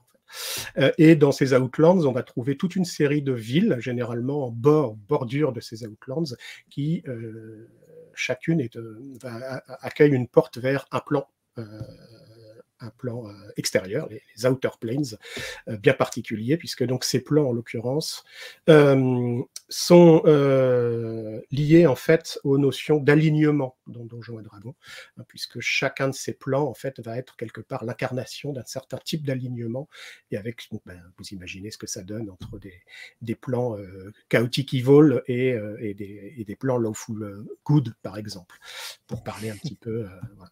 Alors, Planescape est resté connu pour plusieurs choses. D'abord, parce que c'est mine de rien le dernier monde à être sorti pour AD&D deuxième édition, en 94. Ça avait été designé donc, par Zeb Cook et illustré abondamment par Dieter Lisi. Donc ça aussi, c'était une particularité parce qu'il avait donné une patte très particulière à cet univers.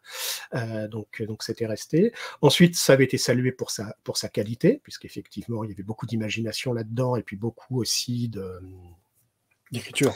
D'écriture. Oui, d'écriture, voilà. Et puis ça allait beaucoup sur les notions de philosophie, justement, et ce genre de choses. Par exemple, les factions qui dirigent Sigil, en fait, sont des factions intellectuelles, entre guillemets, c'est-à-dire qui ont toutes une définition particulière de ce qu'est le multivers. Ouais, tous estiment avoir la bonne, bien entendu. Et donc du coup, beaucoup de choses reposaient là-dessus, sur la façon dont les différentes factions imaginaient ou professaient ce qu'était la réalité. Donc c'était quelque chose d'assez pointu. Et puis, il faut bien le dire, c'était assez décalé. Moi, j'ai tendance à dire que quand on commence à aller vers Planescape, c'est vachement difficile de revenir faire derrière une campagne ultra classique dans les royaumes oubliés. C'est quand même, on a vu l'envers du décor de la création, on a côtoyé anges, démons, demi-dieux et dieux, dans une ambiance qui est quand même très surréaliste, avec beaucoup d'humour noir parfois, qui n'hésite pas, c'était le cas de la première édition, à aller parfois dans le grotesque ou encore une fois dans l'humour noir et tout. Donc c'est quand même très très difficile après de faire abstraction de tout ça, de l'existence de ces multitudes de mondes et de plans, pour aller retourner faire un scénario plus classique. Donc peut-être que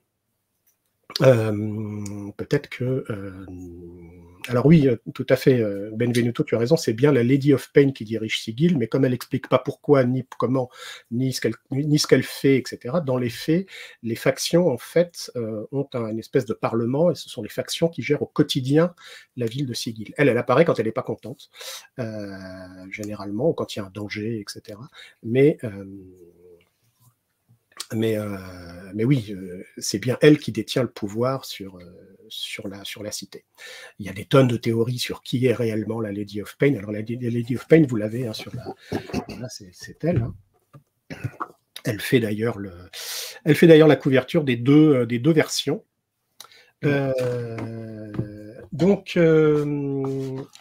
Donc voilà un petit peu pour situer ça. Donc comme je le disais, c'est quand même assez particulier, c'est difficile de revenir de ces univers-là. Quand on est devenu un planewalker, hein, on a quand même envie de continuer à s'intéresser à ça et à des campagnes qui sont une espèce des espèces, comment dire, de quêtes ésotériques sur la signification profonde de l'univers, etc. Bon, moi, j'avais été assez fan, hein, sans être un fan absolu, ça, j'ai pas joué tant que ça, mais on avait, je pense, et c'était le cas de beaucoup de personnes, flashé complètement sur le principe de Sigil, en fait. Hein. Cette ville complètement dantesque, complètement folle, avec une ambiance qui est difficile à décrire comme ça, mais qui est à la fois trépidante, complètement dingue, parfois aberrante. Donc voilà. Donc c'était un plaisir de revenir vers Sigil et vers les Outlands. Alors, est-ce que cette boîte réussit le job ? J'ai envie de vous dire oui et non. Alors, elle réussit le job dans le sens où elle réintroduit cette portion de l'univers de Donjons et Dragons. Alors, j'entendais quelqu'un tout à l'heure dans le chat faire une blague sur le multiverse Marvel. Oui, c'est un peu toujours le problème de ces idées de multiverse, hein, qu'on retrouve dans les univers de comics ou dans certains univers de fantasy. C'est que moi, je trouve qu'à partir du moment où on va dans ces thématiques-là, la vie normale d'un personnage, en fait, elle n'a plus vraiment beaucoup d'intérêt, quoi. Et elle n'a plus vraiment beaucoup d'impact non plus. Et puis le multivers, ça peut tout expliquer et son contraire. Donc du coup, c'est quand même des données qu'il faut prendre en compte avant d'envoyer les joueurs là-bas. Et puis il faut s'assurer que ça leur plaise, ce côté effectivement un petit peu picaresque, vraiment, où tout peut arriver, même le plus ignoble et même le plus grotesque, parfois les deux en même temps. Donc voilà, faut savoir ça avant. Et bon, de toute façon, alors là-dessus, cette nouvelle édition ne va pas vous prendre en traître, hein, puisque grosso modo, c'est ce qu'elle va expliquer. Donc oui, elle réussit son job parce qu'elle réintroduit toute cette portion de l'univers. Alors c'est moins généreux, beaucoup moins généreux que la version précédente, si on se tient même qu'à la box, hein, puisque là, on va parler que donc des Outlands et des villes qui s'y trouvent. Et même dans la description de Sigil et de ces fameuses villes, c'est parfois un petit peu léger, quoi. Il y a vraiment des moments où on aurait aimé que ça aille un peu plus loin. Je trouve quand même que ça manque un peu de chair. Et c'est cette fameuse chair, en fait, qui souvent, plus que de longues descriptions, ou plus que ouais, des descriptions un petit peu trop longues, etc., pourraient amener, c'est cette chair qui donne en fait cette couleur si particulière à cette cité et à ce qui tourne autour.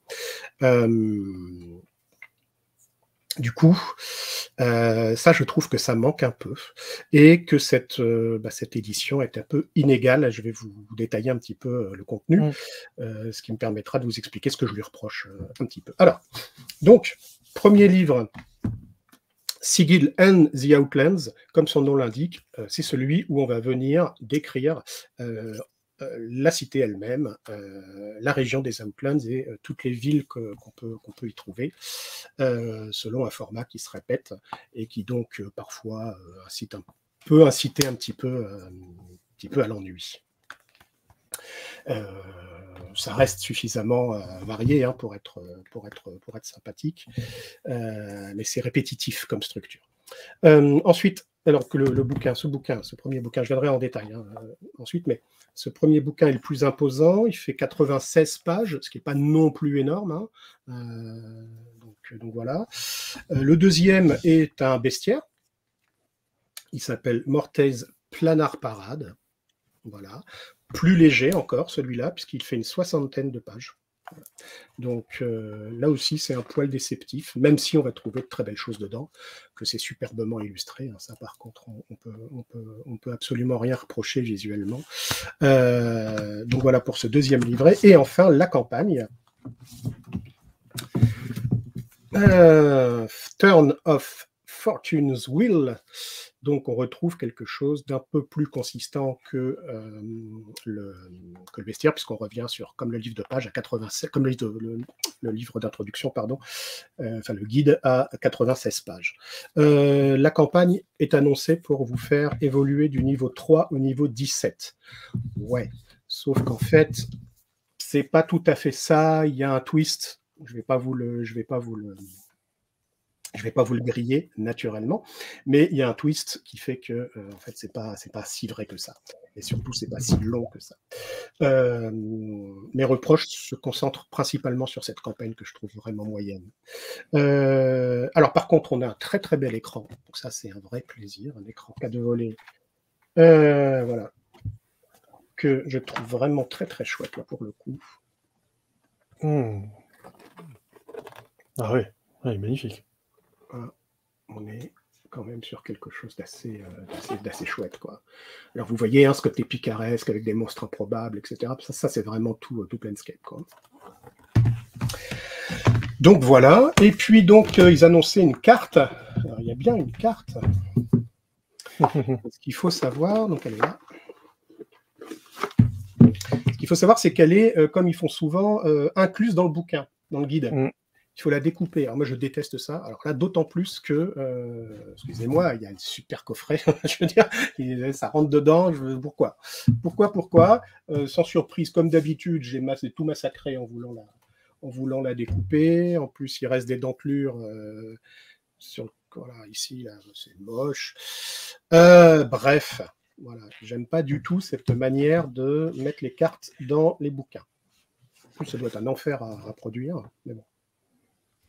Donc, vous avez ici la partie Outlands, donc toute cette la spire au milieu, voilà, et la partie Sigil avec les différents quartiers principaux de Sigil. Alors, inutile de vous le dire, et vous le voyez là, je pense en voyant ces illustrations pendant quelques instants, c'est qu'en fait, c'est plus des aides à la figuration que de véritables cartes, puisqu'on vous explique que tout peut changer de toute façon à n'importe quel moment, etc., que toute cette géographie est complètement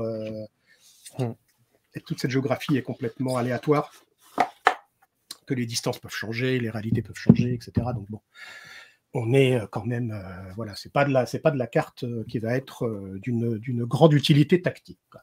Mais c'est pas le sujet, donc ça, c'est pas très grave. Alors, j'en reviens donc à Sigil, le premier bouquin, donc qui est un peu le cœur en fait de cette boîte, puisque c'est là qu'on nous explique ce qu'est Planescape, c'est quoi finalement l'esprit un petit peu Planescape, qu'est-ce qu'on va trouver, et puis on va avoir des descriptions un petit peu. Alors à noter, c'est flagrant parce que là j'avais le bouquin du maître de jeu en même temps à côté, là, le Master Guide. Ils ont choisi un papier d'une épaisseur incroyable. À plusieurs reprises, moi j'ai cru que les pages étaient collées tellement c'était épais, quoi. Surtout quand on voit l'espèce de papier quasi transparent sur lequel était imprimée la première édition du Dungeon Master Guide. Waouh, donc là ils ont vraiment voulu. Alors, je serais de mauvaise langue, peut-être aussi c'est pour atteindre une taille suffisante vu que les livrets sont pas très épais. Et pouvoir faire de beaux dos carrés collés en couverture dure. Mais je serais sans doute méchant en disant ça. Alors, vous allez retrouver donc des options de personnages, comme d'habitude, c'est-à-dire des choix de background, des feats, pour typer vos personnages et les typer planaires, en fait, avec si vous avez été influencé parce que vous vivez proche d'une porte, par exemple, et donc vous êtes influencé par les caractéristiques du plan qui se trouve au-delà, enfin ce genre de choses. Donc, vous allez trouver pas mal d'objets magiques, à commencer par les fameux mimirs. Vous savez, ces espèces de crânes flottants. On en voit un exemple ici. Donc, il y en a plusieurs durant le bouquin. Enfin, il y a plusieurs exemples. Donc, les fameux mimirs qui peuvent guider les joueurs, qui servent de guide et qui possèdent du savoir à la fois sur les plans et sur du savoir ésotérique tout court. Donc, les mimiques, on va les retrouver à plusieurs reprises.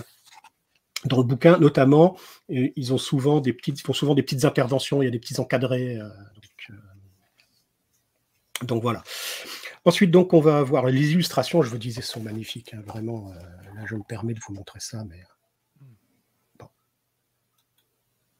C'est vraiment, on est dans du beau, quoi. Donc, Sigil d'une manière générale, à quoi ça ressemble, comment on y va, comment on en repart, quelle langue on y parle, toutes, grosso modo. Voilà. Quelles formes peuvent prendre les portes et les portails planaires. Donc, vous allez effectivement avoir une page seulement, malheureusement, sur la Lady of Pain et sur ses serviteurs, les Dabus, qui ont la particularité de parler avec des espèces d'onomatopées comme des bulles de BD, c'est assez rigolo. Donc, vous voyez, ça fait partie des idées un peu folles. Donc voilà, donc il y a un mot sur la punition auquel la Lady of Pain peut vous condamner, à savoir vous enfermer dans un labyrinthe, si elle estime que vous êtes une menace pour la cité. Mais on n'en saura pas beaucoup plus, encore une fois, une page, on va pas bien loin. Ensuite, on a les fameuses factions de Sigil, donc toutes ces factions, comme je le disais, qui de facto gèrent la ville, en fait. Vous le voyez là aussi, c'est court, quoi, c'est une colonne par faction. Hop. Sur des philosophies qui sont parfois simples, parfois pas si simples. Il y en a certaines qui sont un peu complexes.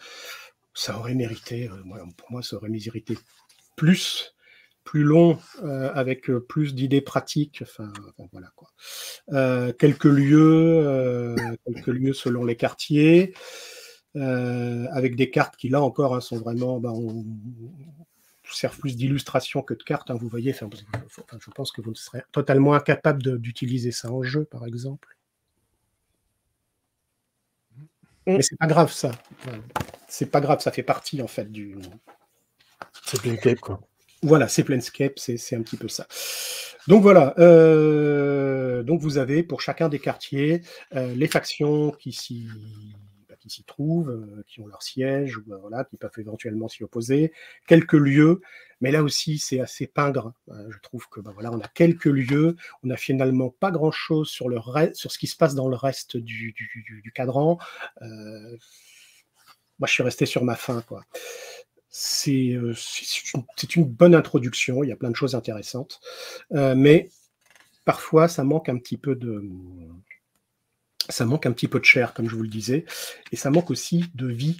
Ça manque de liant, quoi. Alors, ok, vous avez des adventure hooks, ok, vous avez des missions, enfin des tableaux avec des missions données par les factions, ce qui peut arriver, ce qu'on peut rencontrer à Sigil, etc. Mais ça manque d'incarnation, je trouve, ça manque de vie, quoi. On a pour chacun de ces quartiers, ben voilà, les 3 lieux à connaître, puis c'est tout. Bon. Et du coup, ben, en 60 pages, Sigil, c'est bouclé, quoi. Hein, donc, et on passe sur les Outlands. Et donc là, pour chacun de ces Outlands, on va avoir systématiquement ben, le même découpage, c'est-à-dire en gros ce qu'est la ville, vers quel plan elle ouvre, quelle forme prend la porte qui permet d'y aller, quelques sites, 3 sites, et puis une petite table à 4 entrées d'idées d'aventure pour que tout cela tienne systématiquement sur une double page. Donc vous avez une double page par cité. Donc je ne sais pas, moi... vous les connaissez, hein, si vous avez voilà la cité d'Ecstasy qui va donner, qui permet d'ouvrir sur le plan d'Elysium. Vous avez la ville d'Excelsior qui va vers le Mont Celestia. Vous avez Fonel qui va vers les Beastlands, etc., etc. Vous en avez un paquet, hein, comme ça. Donc voilà. Et puis abruptement, bah, ça se termine par quelques idées sur d'autres royaumes. Une double page et voilà, c'est fini pour ce guide. Franchement, ouais, moi j'attendais mieux, j'attendais plus surtout, et c'est un peu dommage. C'est jamais détestable, mais ça manque clairement d'incarnation, quoi. Celui sur lequel je vais passer le plus rapidement, c'est le guide. Alors, c'est le bestiaire, hein. Même s'il y a des choses qui sont importantes parce que vous ne les verrez pas ailleurs. Je pense notamment au dragon temporel, que moi j'aime beaucoup. Voilà, vous avez les espèces de petits robots, là. Ah, pardon, j'ai un trou de mémoire, c'est pas grave. Non, je peux pas t'aider. Je suis sûr que vous allez me trouver ça. Donc voilà. Bon, il y a tout, il y a à manger et à boire, hein, comme souvent dans les trucs. Modron. Voilà, les Modron, exactement. Donc merci, là, vous allez tout apprendre sur merci, formidable. Vous allez apprendre tout sur la hiérarchie, parce qu'il y a plusieurs types de Modron et tout ça. Et ils seront importants dans la campagne qui suit. Voilà. C'est jamais... c'est encore une fois, voilà, vous voyez, les illustres sont... Enfin, moi, je suis très, très client, hein, de cette version. Ouais, sur la 5e édition, c'est quand même super classe, hein. Oui, c'est super classe, ça, il n'y a pas de doute. Donc, et ça rachète parfois un fond qui est, à mon avis, un petit peu anecdotique. Et donc, on arrive à cette campagne. Alors, forcément, si je vous dis votre perso est mort et se réveille dans une morgue. Planescape Torment, excellent jeu vidéo. Oh, une tuerie, le meilleur qui existe. On est d'accord. Et puis, je pense que ce jeu a fait beaucoup, beaucoup aussi pour la réputation. La réputation et le succès de Planescape. Étrangement, figurez-vous qu'au début de la campagne, vous êtes mort et vous vous réveillez dans une morgue. Donc, alors, c'est un hommage, hein, c'est entendu comme cela. Mais ça n'amène alors. Voilà, c'est assez rigolo. Du coup, vous allez donc vous réveiller, vous demander ce qui a bien pu vous arriver, essayer de sortir de cette fameuse morgue où il n'y a pas forcément que des gens qui vous veulent du bien, et puis essayer de comprendre ce qui vous arrive.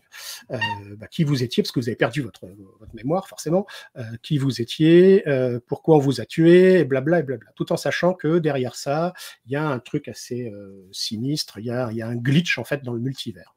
Donc, vous êtes victime de ce glitch dans le multivers. Et Aranita nous parle de la grande marche Modron, et c'est lié à ça, en fait. Donc, voilà. Donc, on va aller... on va aller donc explorer Sigil pour avoir des réponses. Alors, il y a des choses très sympas. On visite une espèce de casino bien délirant, la fameuse Fortune Wheels du titre. Il y a des idées qui sont chouettes. Il y en a d'autres qui sont vraiment pas top, c'est-à-dire que le cœur de la campagne va être de visiter, alors je ne sais plus si c'est 6 ou 8, mais je crois que c'est 8 cités dans les Outlands, là, pour récupérer 8 éléments, quoi. Donc alors là, c'est hyper répétitif, quoi. Tu vas dans la ville, blabla, tu découvres la ville, ok, tu fais une rencontre, truc machin, ok, tu localises ce dont tu as besoin, et puis tu repars, quoi. En tout cas, tu essayes. Donc voilà, je pense qu'au bout de la 6e fois, ça doit vite te gonfler, même si chacune de ces villes est très particulière, à son lore, à son... Moi, sincèrement, j'ai pas super envie de faire jouer ça, surtout que le truc, c'est on est là pour faire retrouver ses souvenirs à un Mimir, là, un des fameux crânes dont je vous parlais. Et donc l'idée, c'est de l'emmener dans chacune des villes pour qu'il puisse recalibrer sa sphère interne et retrouver ses souvenirs, quoi. Donc au bout de la 4e fois, vous devez commencer à en avoir un petit peu marre, je pense. Puis il y aura un Deus Ex Machina à suivre. Enfin, c'est pas, moi je trouve pas ça foufou.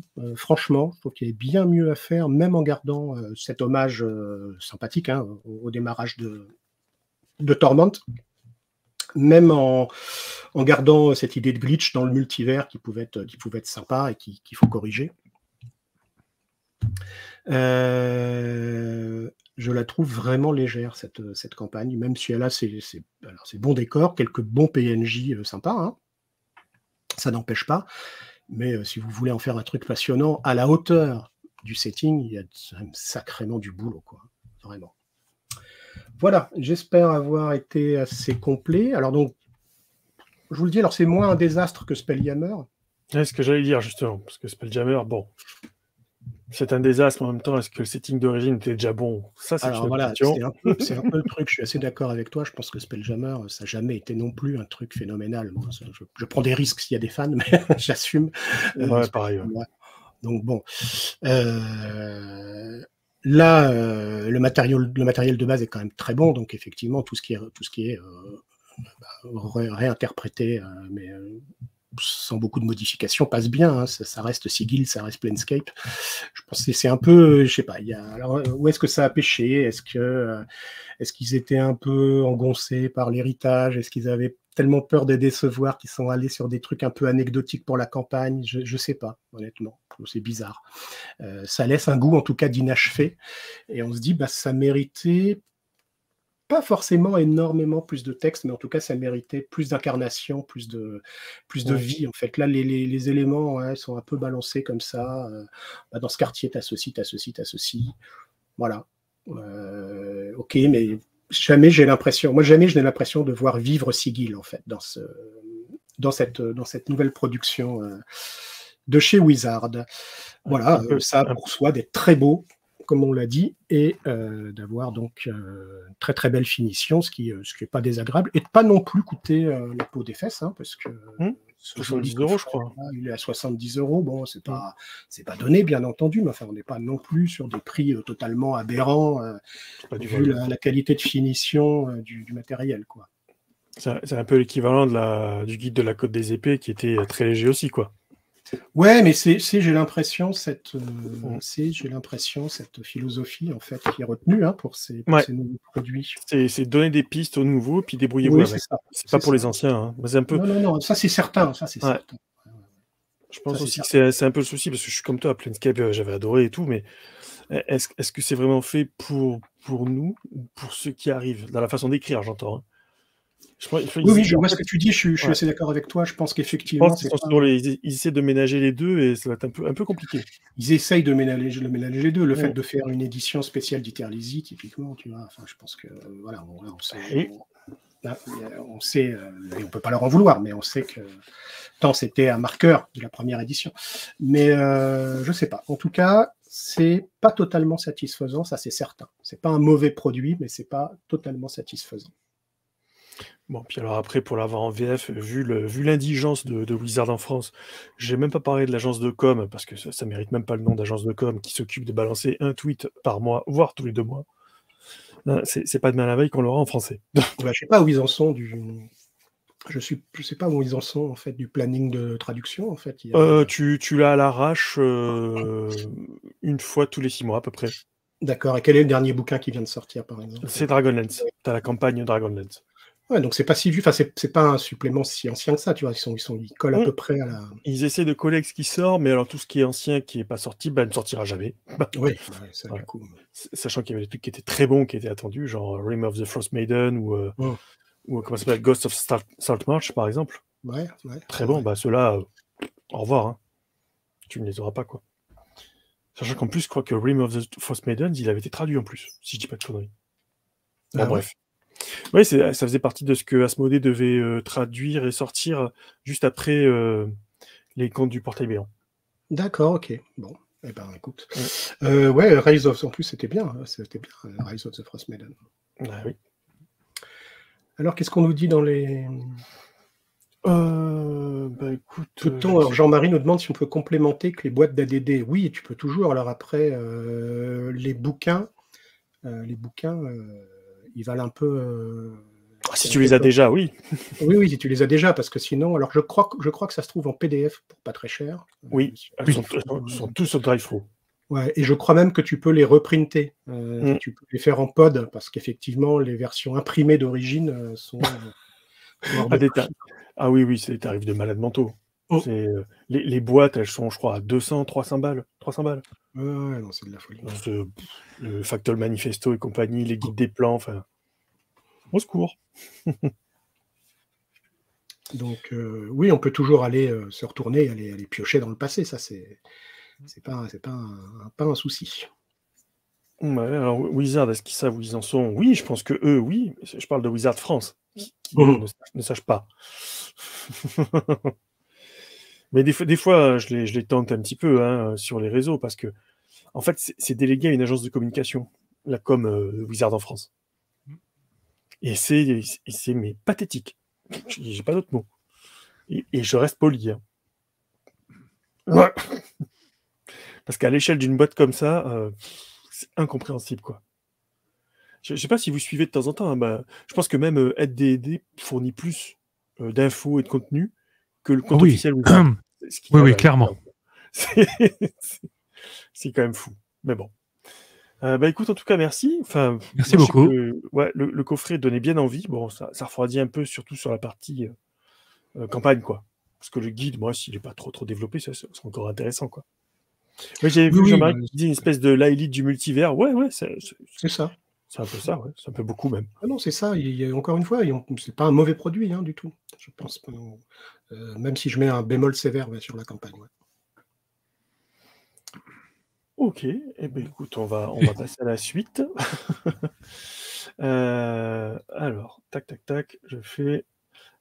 Voilà, l'actu de la semaine. Allons-y, merci Antoine. Alors, l'actu de la semaine, je vais commencer par un petit compte-rendu, je vais essayer d'aller assez rapidement quand même, du campus Miskatonic, donc qui s'est déroulé ce vendredi après-midi et soir, et ce samedi à Verdun, enfin à Belleville-sur-Meuse, c'est juste à côté, hein. La MJC Contre-Courant, organisée par l'association Miskatonic, avec Guillaume qu'on avait invité la semaine dernière, il y a 2 semaines, oui. Je ne sais plus. Ouais, il n'y a pas longtemps. Ouais, il y a 2 semaines. Bon, ça c'est fait. Donc du coup, moi j'y suis allé le samedi, sachant que le vendredi après-midi, c'était l'étape de jeu de rôle, il y en avait 4, du Toulouse, des choses comme ça, donc ça a été blindé très rapidement au niveau des réservations. Le soir, il y avait des projections de courts-métrages, documentaires et autres, qui tournent autour de Lovecraft, du pulp, etc. Pareil, bien comme il faut. Moi, j'y suis allé le samedi toute la journée. Donc, on nous promettait une 3e édition sous le thème des pulps, cette fois-ci, puisque Lovecraft, les premiers écrits, c'est paru dans Weird Tales. Donc, du coup, on avait du Weird Tales, du Astounding, du Amazing, tous les vieux pulps de l'époque, avec 2 conférences, où j'assistais aux 2. Une sur Lovecraft et les pulps, bien évidemment, et la deuxième sur les pulps, l'histoire des pulps en tout cas, l'histoire de Weird Tales en particulier. Et je vais vous montrer, alors c'est une petite déambulation mais très rapide pour vous montrer en fait l'exposition. Regardez-moi ça.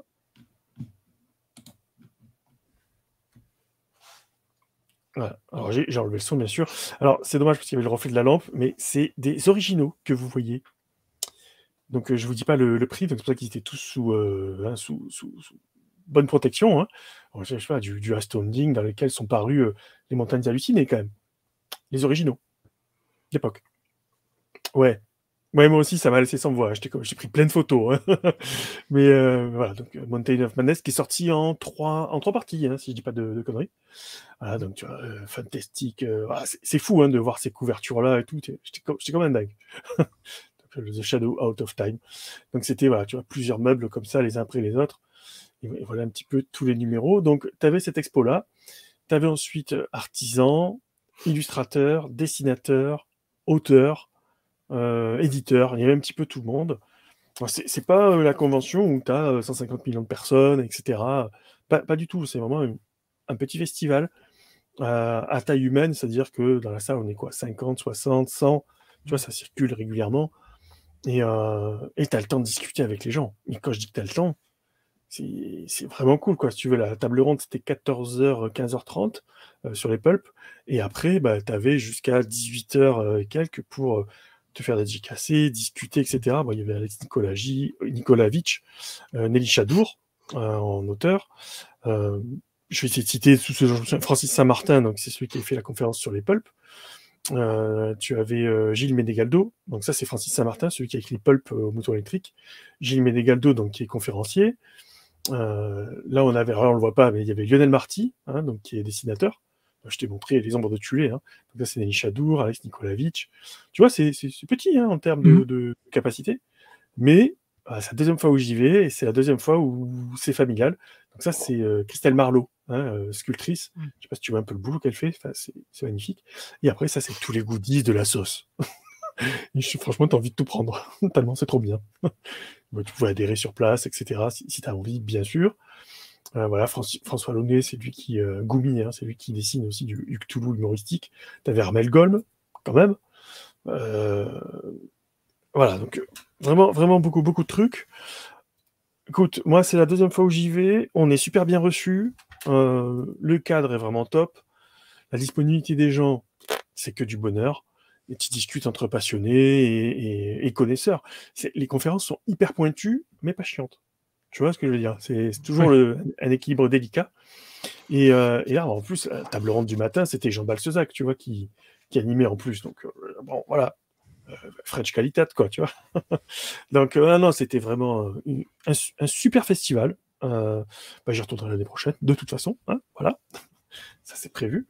Et puis, tu sais, entre voisins, donc c'est toujours aussi cool. Donc, voilà ce que c'est le campus Miskatonic. Si vous vous posiez la question, je vous mets aussi le lien directement des streams de la chaîne de l'association Miskatonic, puisque vous trouverez les deux conférences. Elles y sont. Elles étaient en direct. Donc, vous pourrez les voir aussi. Super. Ah ouais. Donc, comme ça, au moins, vous verrez. Donc, il y en a une qui s'appelle Pulp Fiction. Voilà, c'est celle qui était animée par Jean. Et l'autre, c'est Conférence Les 100 ans de Weird Tales. Avec l'essor, la chute. Vous apprendrez aussi que Hugo Gernsback, vous savez, le papa de Amazing Stories, le père de la science-fiction, c'était un gros connard et un gros escroc. Voilà. Mais c'est pas moi qui le dis. Tous les invités, tous les spécialistes vous le disent. Bon, ok. Ça brise le mythe, hein. Tu vois, le prix Hugo, etc. Ah non, en fait, c'est un gros con. Bon, d'accord. Donc ça, c'est fait. Voilà, c'était génial. Donc, pour prendre des contacts, pour papoter tranquille. Puis, bon là, autant l'an dernier, j'avais pu vraiment taper la déconne avec Alex Nikolavitch, autant là, beaucoup moins, parce qu'il y a beaucoup plus de monde. Donc, mais de toute façon, on l'aura bientôt en invité. Spoiler alerte. Donc voilà, Campus Miskatonic, que du bonheur. Voilà pour mon petit compte rendu. C'était vraiment le kiff, quoi. Moi, j'adore ce genre de truc, quoi. Donc youpi. Ensuite, la petite rubrique actu. Je vais essayer d'aller quand même assez vite. Ça tombe bien, parce que de toute façon, j'avais pas mis grand-chose. Bon, comme ça, c'est fait. Je vais au moins vous parler avant les festivals, par contre. Je vais vous donner une actu qui vient de Mnemos. Ça, j'y tiens absolument. Donc, c'est Mnemos qui communique aujourd'hui quelque chose que nous, on sait déjà depuis un petit moment, à savoir la maladie de David Camus, le traducteur de l'intégrale Lovecraft. Et vous savez qu'il y a la correspondance Lovecraft Award qui a été en financement sur Ulule. On les avait reçus d'ailleurs en interview en février, si je dis pas de conneries. Et David est très très malade. On lui a diagnostiqué en fait une amylose, mais vraiment les méchantes, quoi. Donc, mais il est sous traitement expérimental. C'est lui-même qui le dit, là, cette fois-ci, c'est Mnemos. Donc, voilà, il peut mourir. Hein. Il faut appeler un chat d'un moment à l'autre, hein, avec son traitement. Donc, on croise les doigts, on lui envoie plein d'ondes positives, plein de bisous. Voilà, David, on pense à toi. Ça va le faire, tu vas tout niquer. Et donc voilà, donc Mnemos annonce du retard sur la trad. On s'en doutait, mais franchement, à la limite, c'est pas le plus important. Hein. C'est On est bien anecdotique. d'accord. Ouais. Ouais, c'est clairement Totalement. anecdotique. Et du coup, j'en profite, je refais de la pub. Parce que, on en avait discuté entre nous, hein. David m'avait proposé son roman. Ok, je savais qu'il était traducteur, mais je savais qu'il écrivait, mais sans plus. Et donc, il m'a envoyé son roman via Robert Laffont Collection R, Le pays qui descend. Vous voyez la couverture qui est juste à tuer, quoi, tellement elle est belle. Et écoute, c'est pas parce que je pense qu'il nous regarde, mais c'est pas parce qu'il est là, mais je lui ai déjà dit, écoute, je l'ai défoncé en 24 heures. 24 heures top chrono. Et c'est dans une collection jeunesse. C'est pas un roman jeunesse. Non, parce que dès qu'elle commence la descente, notre héroïne Lee, là, qui a 15 ans, dès qu'elle commence la descente, c'est Mad Max. C'est Fury Road, tout du long de la descente, quoi. C'est hallucinant. C'est glauque, comme ça, on peut plus. Ça tombe comme des mouches, quoi. Non, c'est horrible. Donc, j'ai pas pu m'arrêter. C'est trop bon. Il y aura une suite, donc vivement la suite. Je vous le chroniquerai, bien évidemment. Donc, voilà, avant de parler actu, je tenais d'abord à rendre hommage à David. Voilà, force et courage. On lui souhaite le meilleur, ouais. Ouais, Tout à fait. c'est le plus important. Et du coup, pour des choses plus légères, on va parler des festivals, parce qu'il y en a un petit paquet encore. Les Utopiales se sont finis. Je vais finir par regretter de ne pas avoir été cette année, parce que toutes les blogueuses, tous les blogueurs que je connais m'ont dit que cette année, c'était le top niveau organisation, gestion des queues, etc. Bon, l'année prochaine. Hein. Donc les Utopiales sont finis, c'était la folie. Je crois plus de 140 000 visiteurs, ou 170, je ne sais plus. Bon, bref, pas le plus gros en Europe, quoi. Donc, cette semaine, pour se calmer un peu, on a en festival littéraire Finistellaire, j'adore le titre, qui se passe à Quimper, dans le Finistère, hein, voilà. Donc c'est les 10 et 11 novembre, c'est l'association 29e Dimension qui organise ça, donc c'est dédicaces, table ronde, conférences, expos, animations. Du coup, on aura Sam Cornell et Eva Martin. Hein, donc Sam Cornell qu'on a reçu aussi en même temps que Guillaume il y a 2 semaines. Donc voilà, une petite convention bien comme il faut en Bretagne. Ensuite, les conventions ludiques, comme on dit à chaque fois, hein, jeux de société, jeux de rôle, tout mélangé. Donc premièrement, 11 et 12 novembre, c'est à Annecy, on a JD Conv. Donc là, c'est du jeu de rôle, du jeu de société, de la figurine, des exposants littéraires aussi, de l'artisanat, des confs. Il y a même un escape game et une murder party, que du bonheur, quoi. Et si vous voulez tout savoir, je sais pas si vous Enzo Cavalier, hein, le créateur de Polescar, il sera là-bas présent et il fera des démos de Polescar en plus. Je sais pas beau. Troisième convention, la Nice Japan Pop Show. 11 et 12 novembre aussi. Bon, c'est les conventions de Japanimation, manga et tout ce qui s'ensuit. Ça, je fais pas un dessin, il y a de la K-pop, il y a de la J-pop. Bon, bref, tout ce qu'il faut pour s'éclater, enfin pour ceux qui aiment. Mais pourquoi je vous le cite, c'est parce qu'il y a aussi du littéraire, un petit peu de SF, etc., dont les éditions Livresse. Donc Émilie, Jack, entre autres, seront présents. Voilà. Plus près de chez moi, à Nancy. Pareil, ce week-end, nous avons les Jeux du Stade. Donc c'est la Caverne du Gobelin, réseau de boutiques du Grand Est. Donc il y en a à Nancy, à Toul, à Pont-à-Mousson, à Metz, à Thionville. Tu vois, il y en a déjà 5 maintenant, ça commence à faire beaucoup. Et ils organisent donc un festival de jeux sur 2 jours dans les tribunes présidentielles du stade Marcel Picot, stade de foot. Donc tu es reçu limite avec les petits fours. Et là, c'est jeux de rôle, jeux de société, et avec des éditeurs qui viennent présenter leurs nouveautés. Tu vois, c'est pas juste des jeux en démo. Non, c'est les éditeurs qui viennent présenter leurs trucs. Donc je crois que c'est Yellow de mémoire. Tu as des prototypes. Tu auras les Golden Gob. J'aime beaucoup le jeu de mots. C'est la première année où ils feront des prix, effectivement, prix du public. Et une braderie. Donc ça fait 2 fois que je vais aux braderies, 2 fois que je reviens, je suis dégoûté parce que je me suis ruiné. Donc voilà, donc les jeux du stand, c'est super cool, il y a vraiment plein de monde. Et le petit dernier, histoire de faire un petit peu sur toute la France, donc c'est à Montbéliard cette fois-ci, dans le 25, c'est la croisette des jeux. Pareil, des jeux, des escape games, espace enfant. Toujours bien de le signaler, quand on peut s'occuper des tout petits et leur proposer des activités ludiques, pendant que les parents vont s'amuser ailleurs, par exemple. Et donc, pas de jeu de rôle, hein, mais ça, peu importe. Si vous voulez vous éclater et jouer, bah, c'est ce week-end à Montbéliard. Voilà pour le ludique, et encore, il y en a plein d'autres. Hein. Les financements participatifs, bah, il y en a que 3 que j'ai notés parce qu'elles me semblent intéressantes. La première, c'est un Kickstarter qui m'a tapé dans l'œil. C'est Chris McDowell. Ça s'appelle Mystic Bastionlands. Si vous avez aimé Into the Odd, donc c'est de l'OSR, hein, de mémoire, si je dis pas de bêtises. Moi, je C'est ça. Ouais. Donc, excellent jeu, hein, Into the Odd. Oh oui. Et c'était Les 12 Singes. C'est ça, hein? Oui, qui avait fait la traduction, tout à fait. Voilà. Et ben là, en fait, Mystic Bastionlands, ça se situe dans le passé mythique de Into the Odd. Donc là, on joue des chevaliers errants, des trucs comme ça, mais toujours pareil, sous forme d'exploration avec un H. Tu vois, les hexagones à explorer. Ouais. Voilà. Et alors, attends, est-ce que j'ai pas une petite image pour illustrer? Bon, peu importe, c'est pas très grave. En tout cas, la couverture, elle déchire. Ça a l'air vraiment splendide.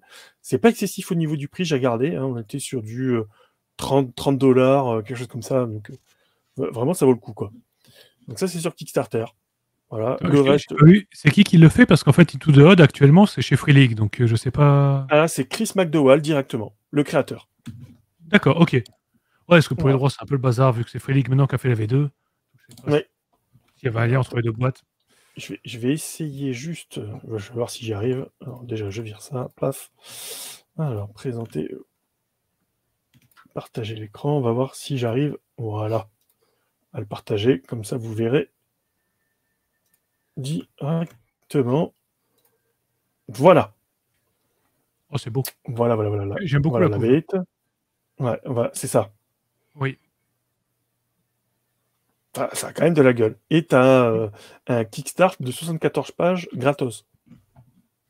Bon, quand même. Voilà un petit peu la charte graphique, comme tu dis, hein, ça déchire. Donc, un jeu, un bouquin. Et comme je te disais, le digital, c'est 19 livres, donc ça fait 22 €. Et le bouquin, avec le PDF, pardon, c'est 50 livres, 58 €. Bon. Mais voilà, alors, les inspirations, Prince Valiant, Excalibur, Pendragon, le Chevalier Vert. Je vous rappelle que The Green Knight de 2021, c'est une merveille. Et Elden Ring. Il y a pire comme inspiration. Bon. Donc voilà pour ce Kickstarter-là. Sur Game on Tabletop, il y en a un dont on parle, je crois qu'on n'en a pas parlé plus que ça. C'est le Scénarogien. Ça fait plusieurs fois que je vois passer ces decks de cartes qui t'aident à trouver de l'inspiration. Tu tires des cartes et puis ça te donne des accroches pour créer tes scénarios, tes PNJ, etc. Et là, il est en financement sur horreur et occultisme. Donc, bah voilà, si tu as envie de trouver de l'inspiration, bah, tu as des cartes prêtes à jouer. Donc, ça peut être une bonne idée. Et puis, bien sûr, bah, aujourd'hui, ça vient de sortir en financement. C'est Ultraviolet Grasslands and the Black City. C'est chez Odonata Édition en traduction. Et c'est bien la V2 qui est traduite, hein, bien évidemment. Donc, c'est, si vous allez voir la charte graphique, c'est une tuerie. C'est du métal hurlant. Pourquoi? Parce que l'auteur sud-coréen est un grand fan de métal hurlant. Et on voit tout de suite la patte Moebius, on ne peut pas dire plus, dans le jeu. Autant vous dire que là, on est en train de voir avec les éditions Odonata, pour les avoir très rapidement en interview, pour qu'ils nous en parlent plus en détail. Hein. On attend ça avec impatience, on va caler les dates. Bah écoute, il est déjà à la moitié du financement, donc ça risque d'aller assez vite. Surtout que l'offre, elle est super calée. 45 balles, t'as le bouquin. 80 balles, t'as le bouquin, l'écran, les cartes, etc.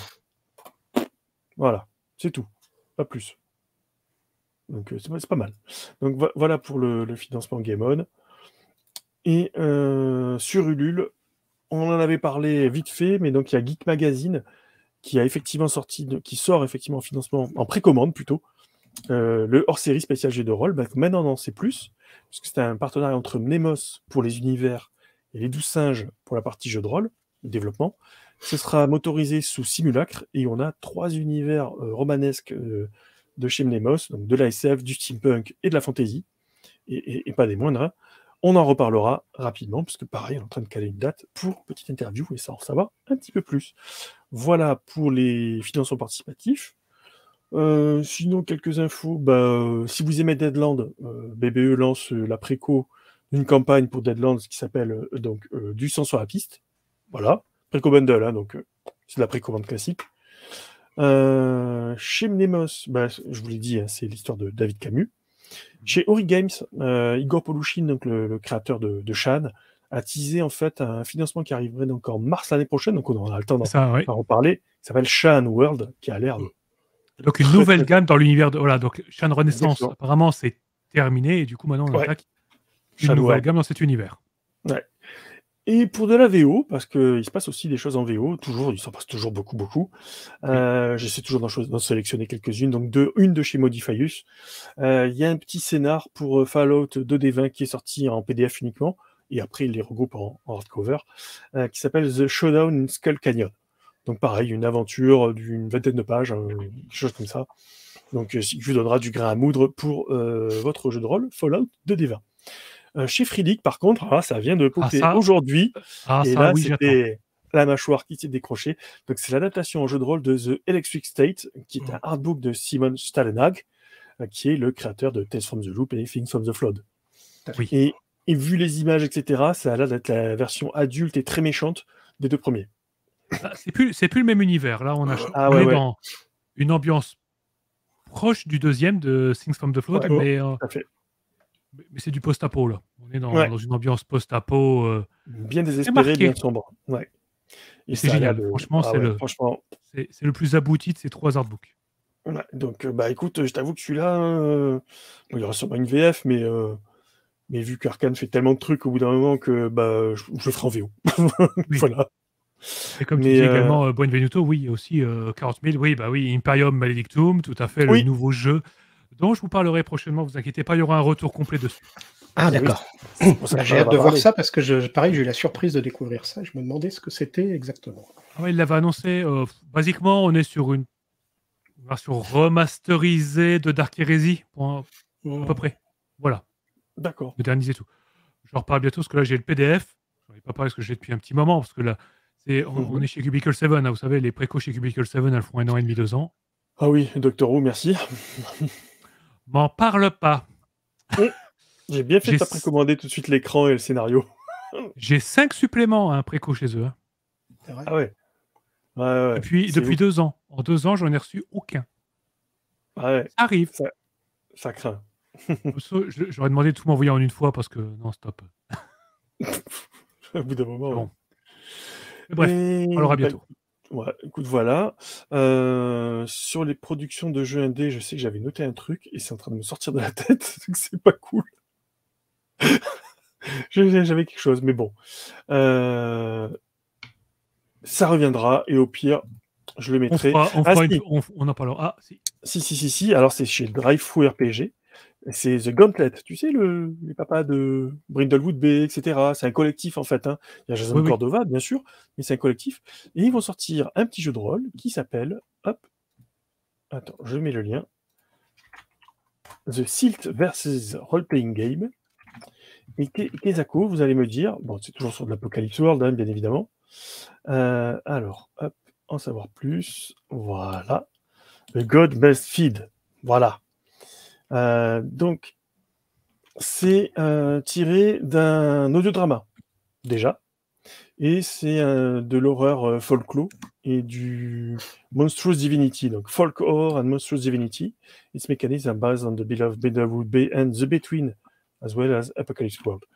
Donc, on play custodians, employees of the bureau. Donc, tu joues des employés d'un bureau d'investigation et d'assimilation des divinités qui foutent un peu le dawa.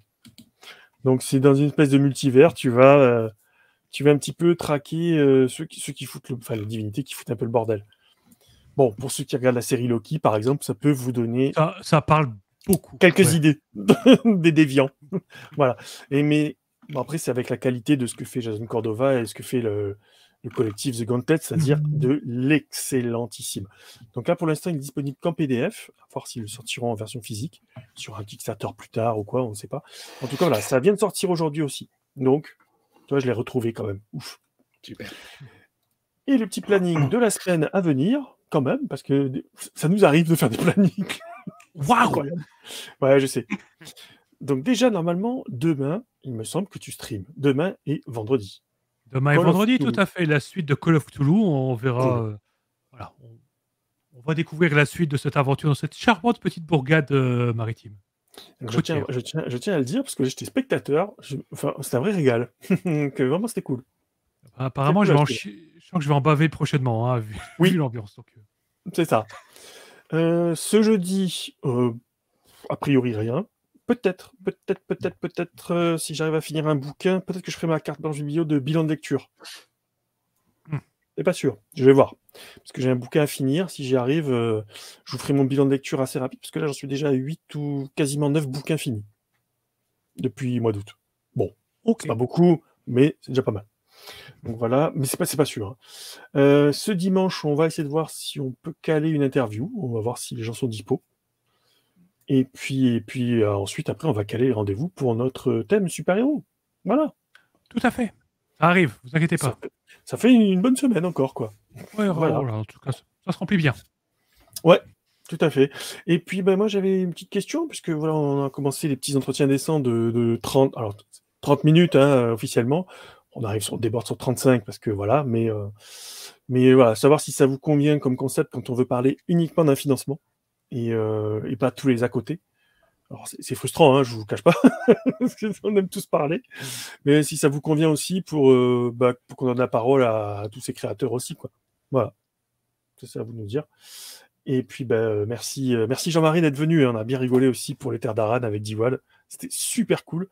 Et effectivement, si on peut, on se prévoit une spéciale Terres d'Arad en décembre. Mais que les Terres d'Arad, hein, que l'univers BD et tout. Oui. Voilà. C'est un peu ce qu'on s'est dit tous les trois parce qu'on avait beaucoup envie de parler. Puis au bout de 40 minutes, je suis hop, t'as fini là. Ça suffit. Voilà. Bah écoute, je pense qu'on a fait le tour de ce soir. Pas mal du tout. Ouais, je pense. On est bien. Ok. J'ai rien à rajouter. Emmanuel? Bah écoute, non, à part de souhaiter, comme d'habitude à tout le monde, de prendre bien soin d'eux et de passer une bonne semaine. Voilà. Toi aussi, surtout. Toi, voilà. Du repos, hein. Beaucoup de repos. Une camomille, un grog, et puis c'est bon. Hein. C'est ça. Parfait. Ouais, Bon, en tout cas, du coup, merci à vous deux hein, d'avoir été là ce soir. Hein, pour un plaisir. Avec plaisir. Merci à tous d'avoir été là sur le chat, d'avoir échangé avec nous, ça fait toujours autant plaisir. Merci aussi pour votre générosité, ce qui permet de faire vivre la chaîne, hein, quand même, mine de rien. Vous vous rendez pas compte, c'est important. Oui. Comme d'hab, replay, demain, des liens dedans dans tous les sens, tout ça. Que du à l'heure, peut-être, on verra, voilà. Ne vous inquiétez pas. On fait ça. Voilà. On va se laisser là tous ensemble. Hein, parce que j'allais l'oublier, et comme disait l'autre, au revoir.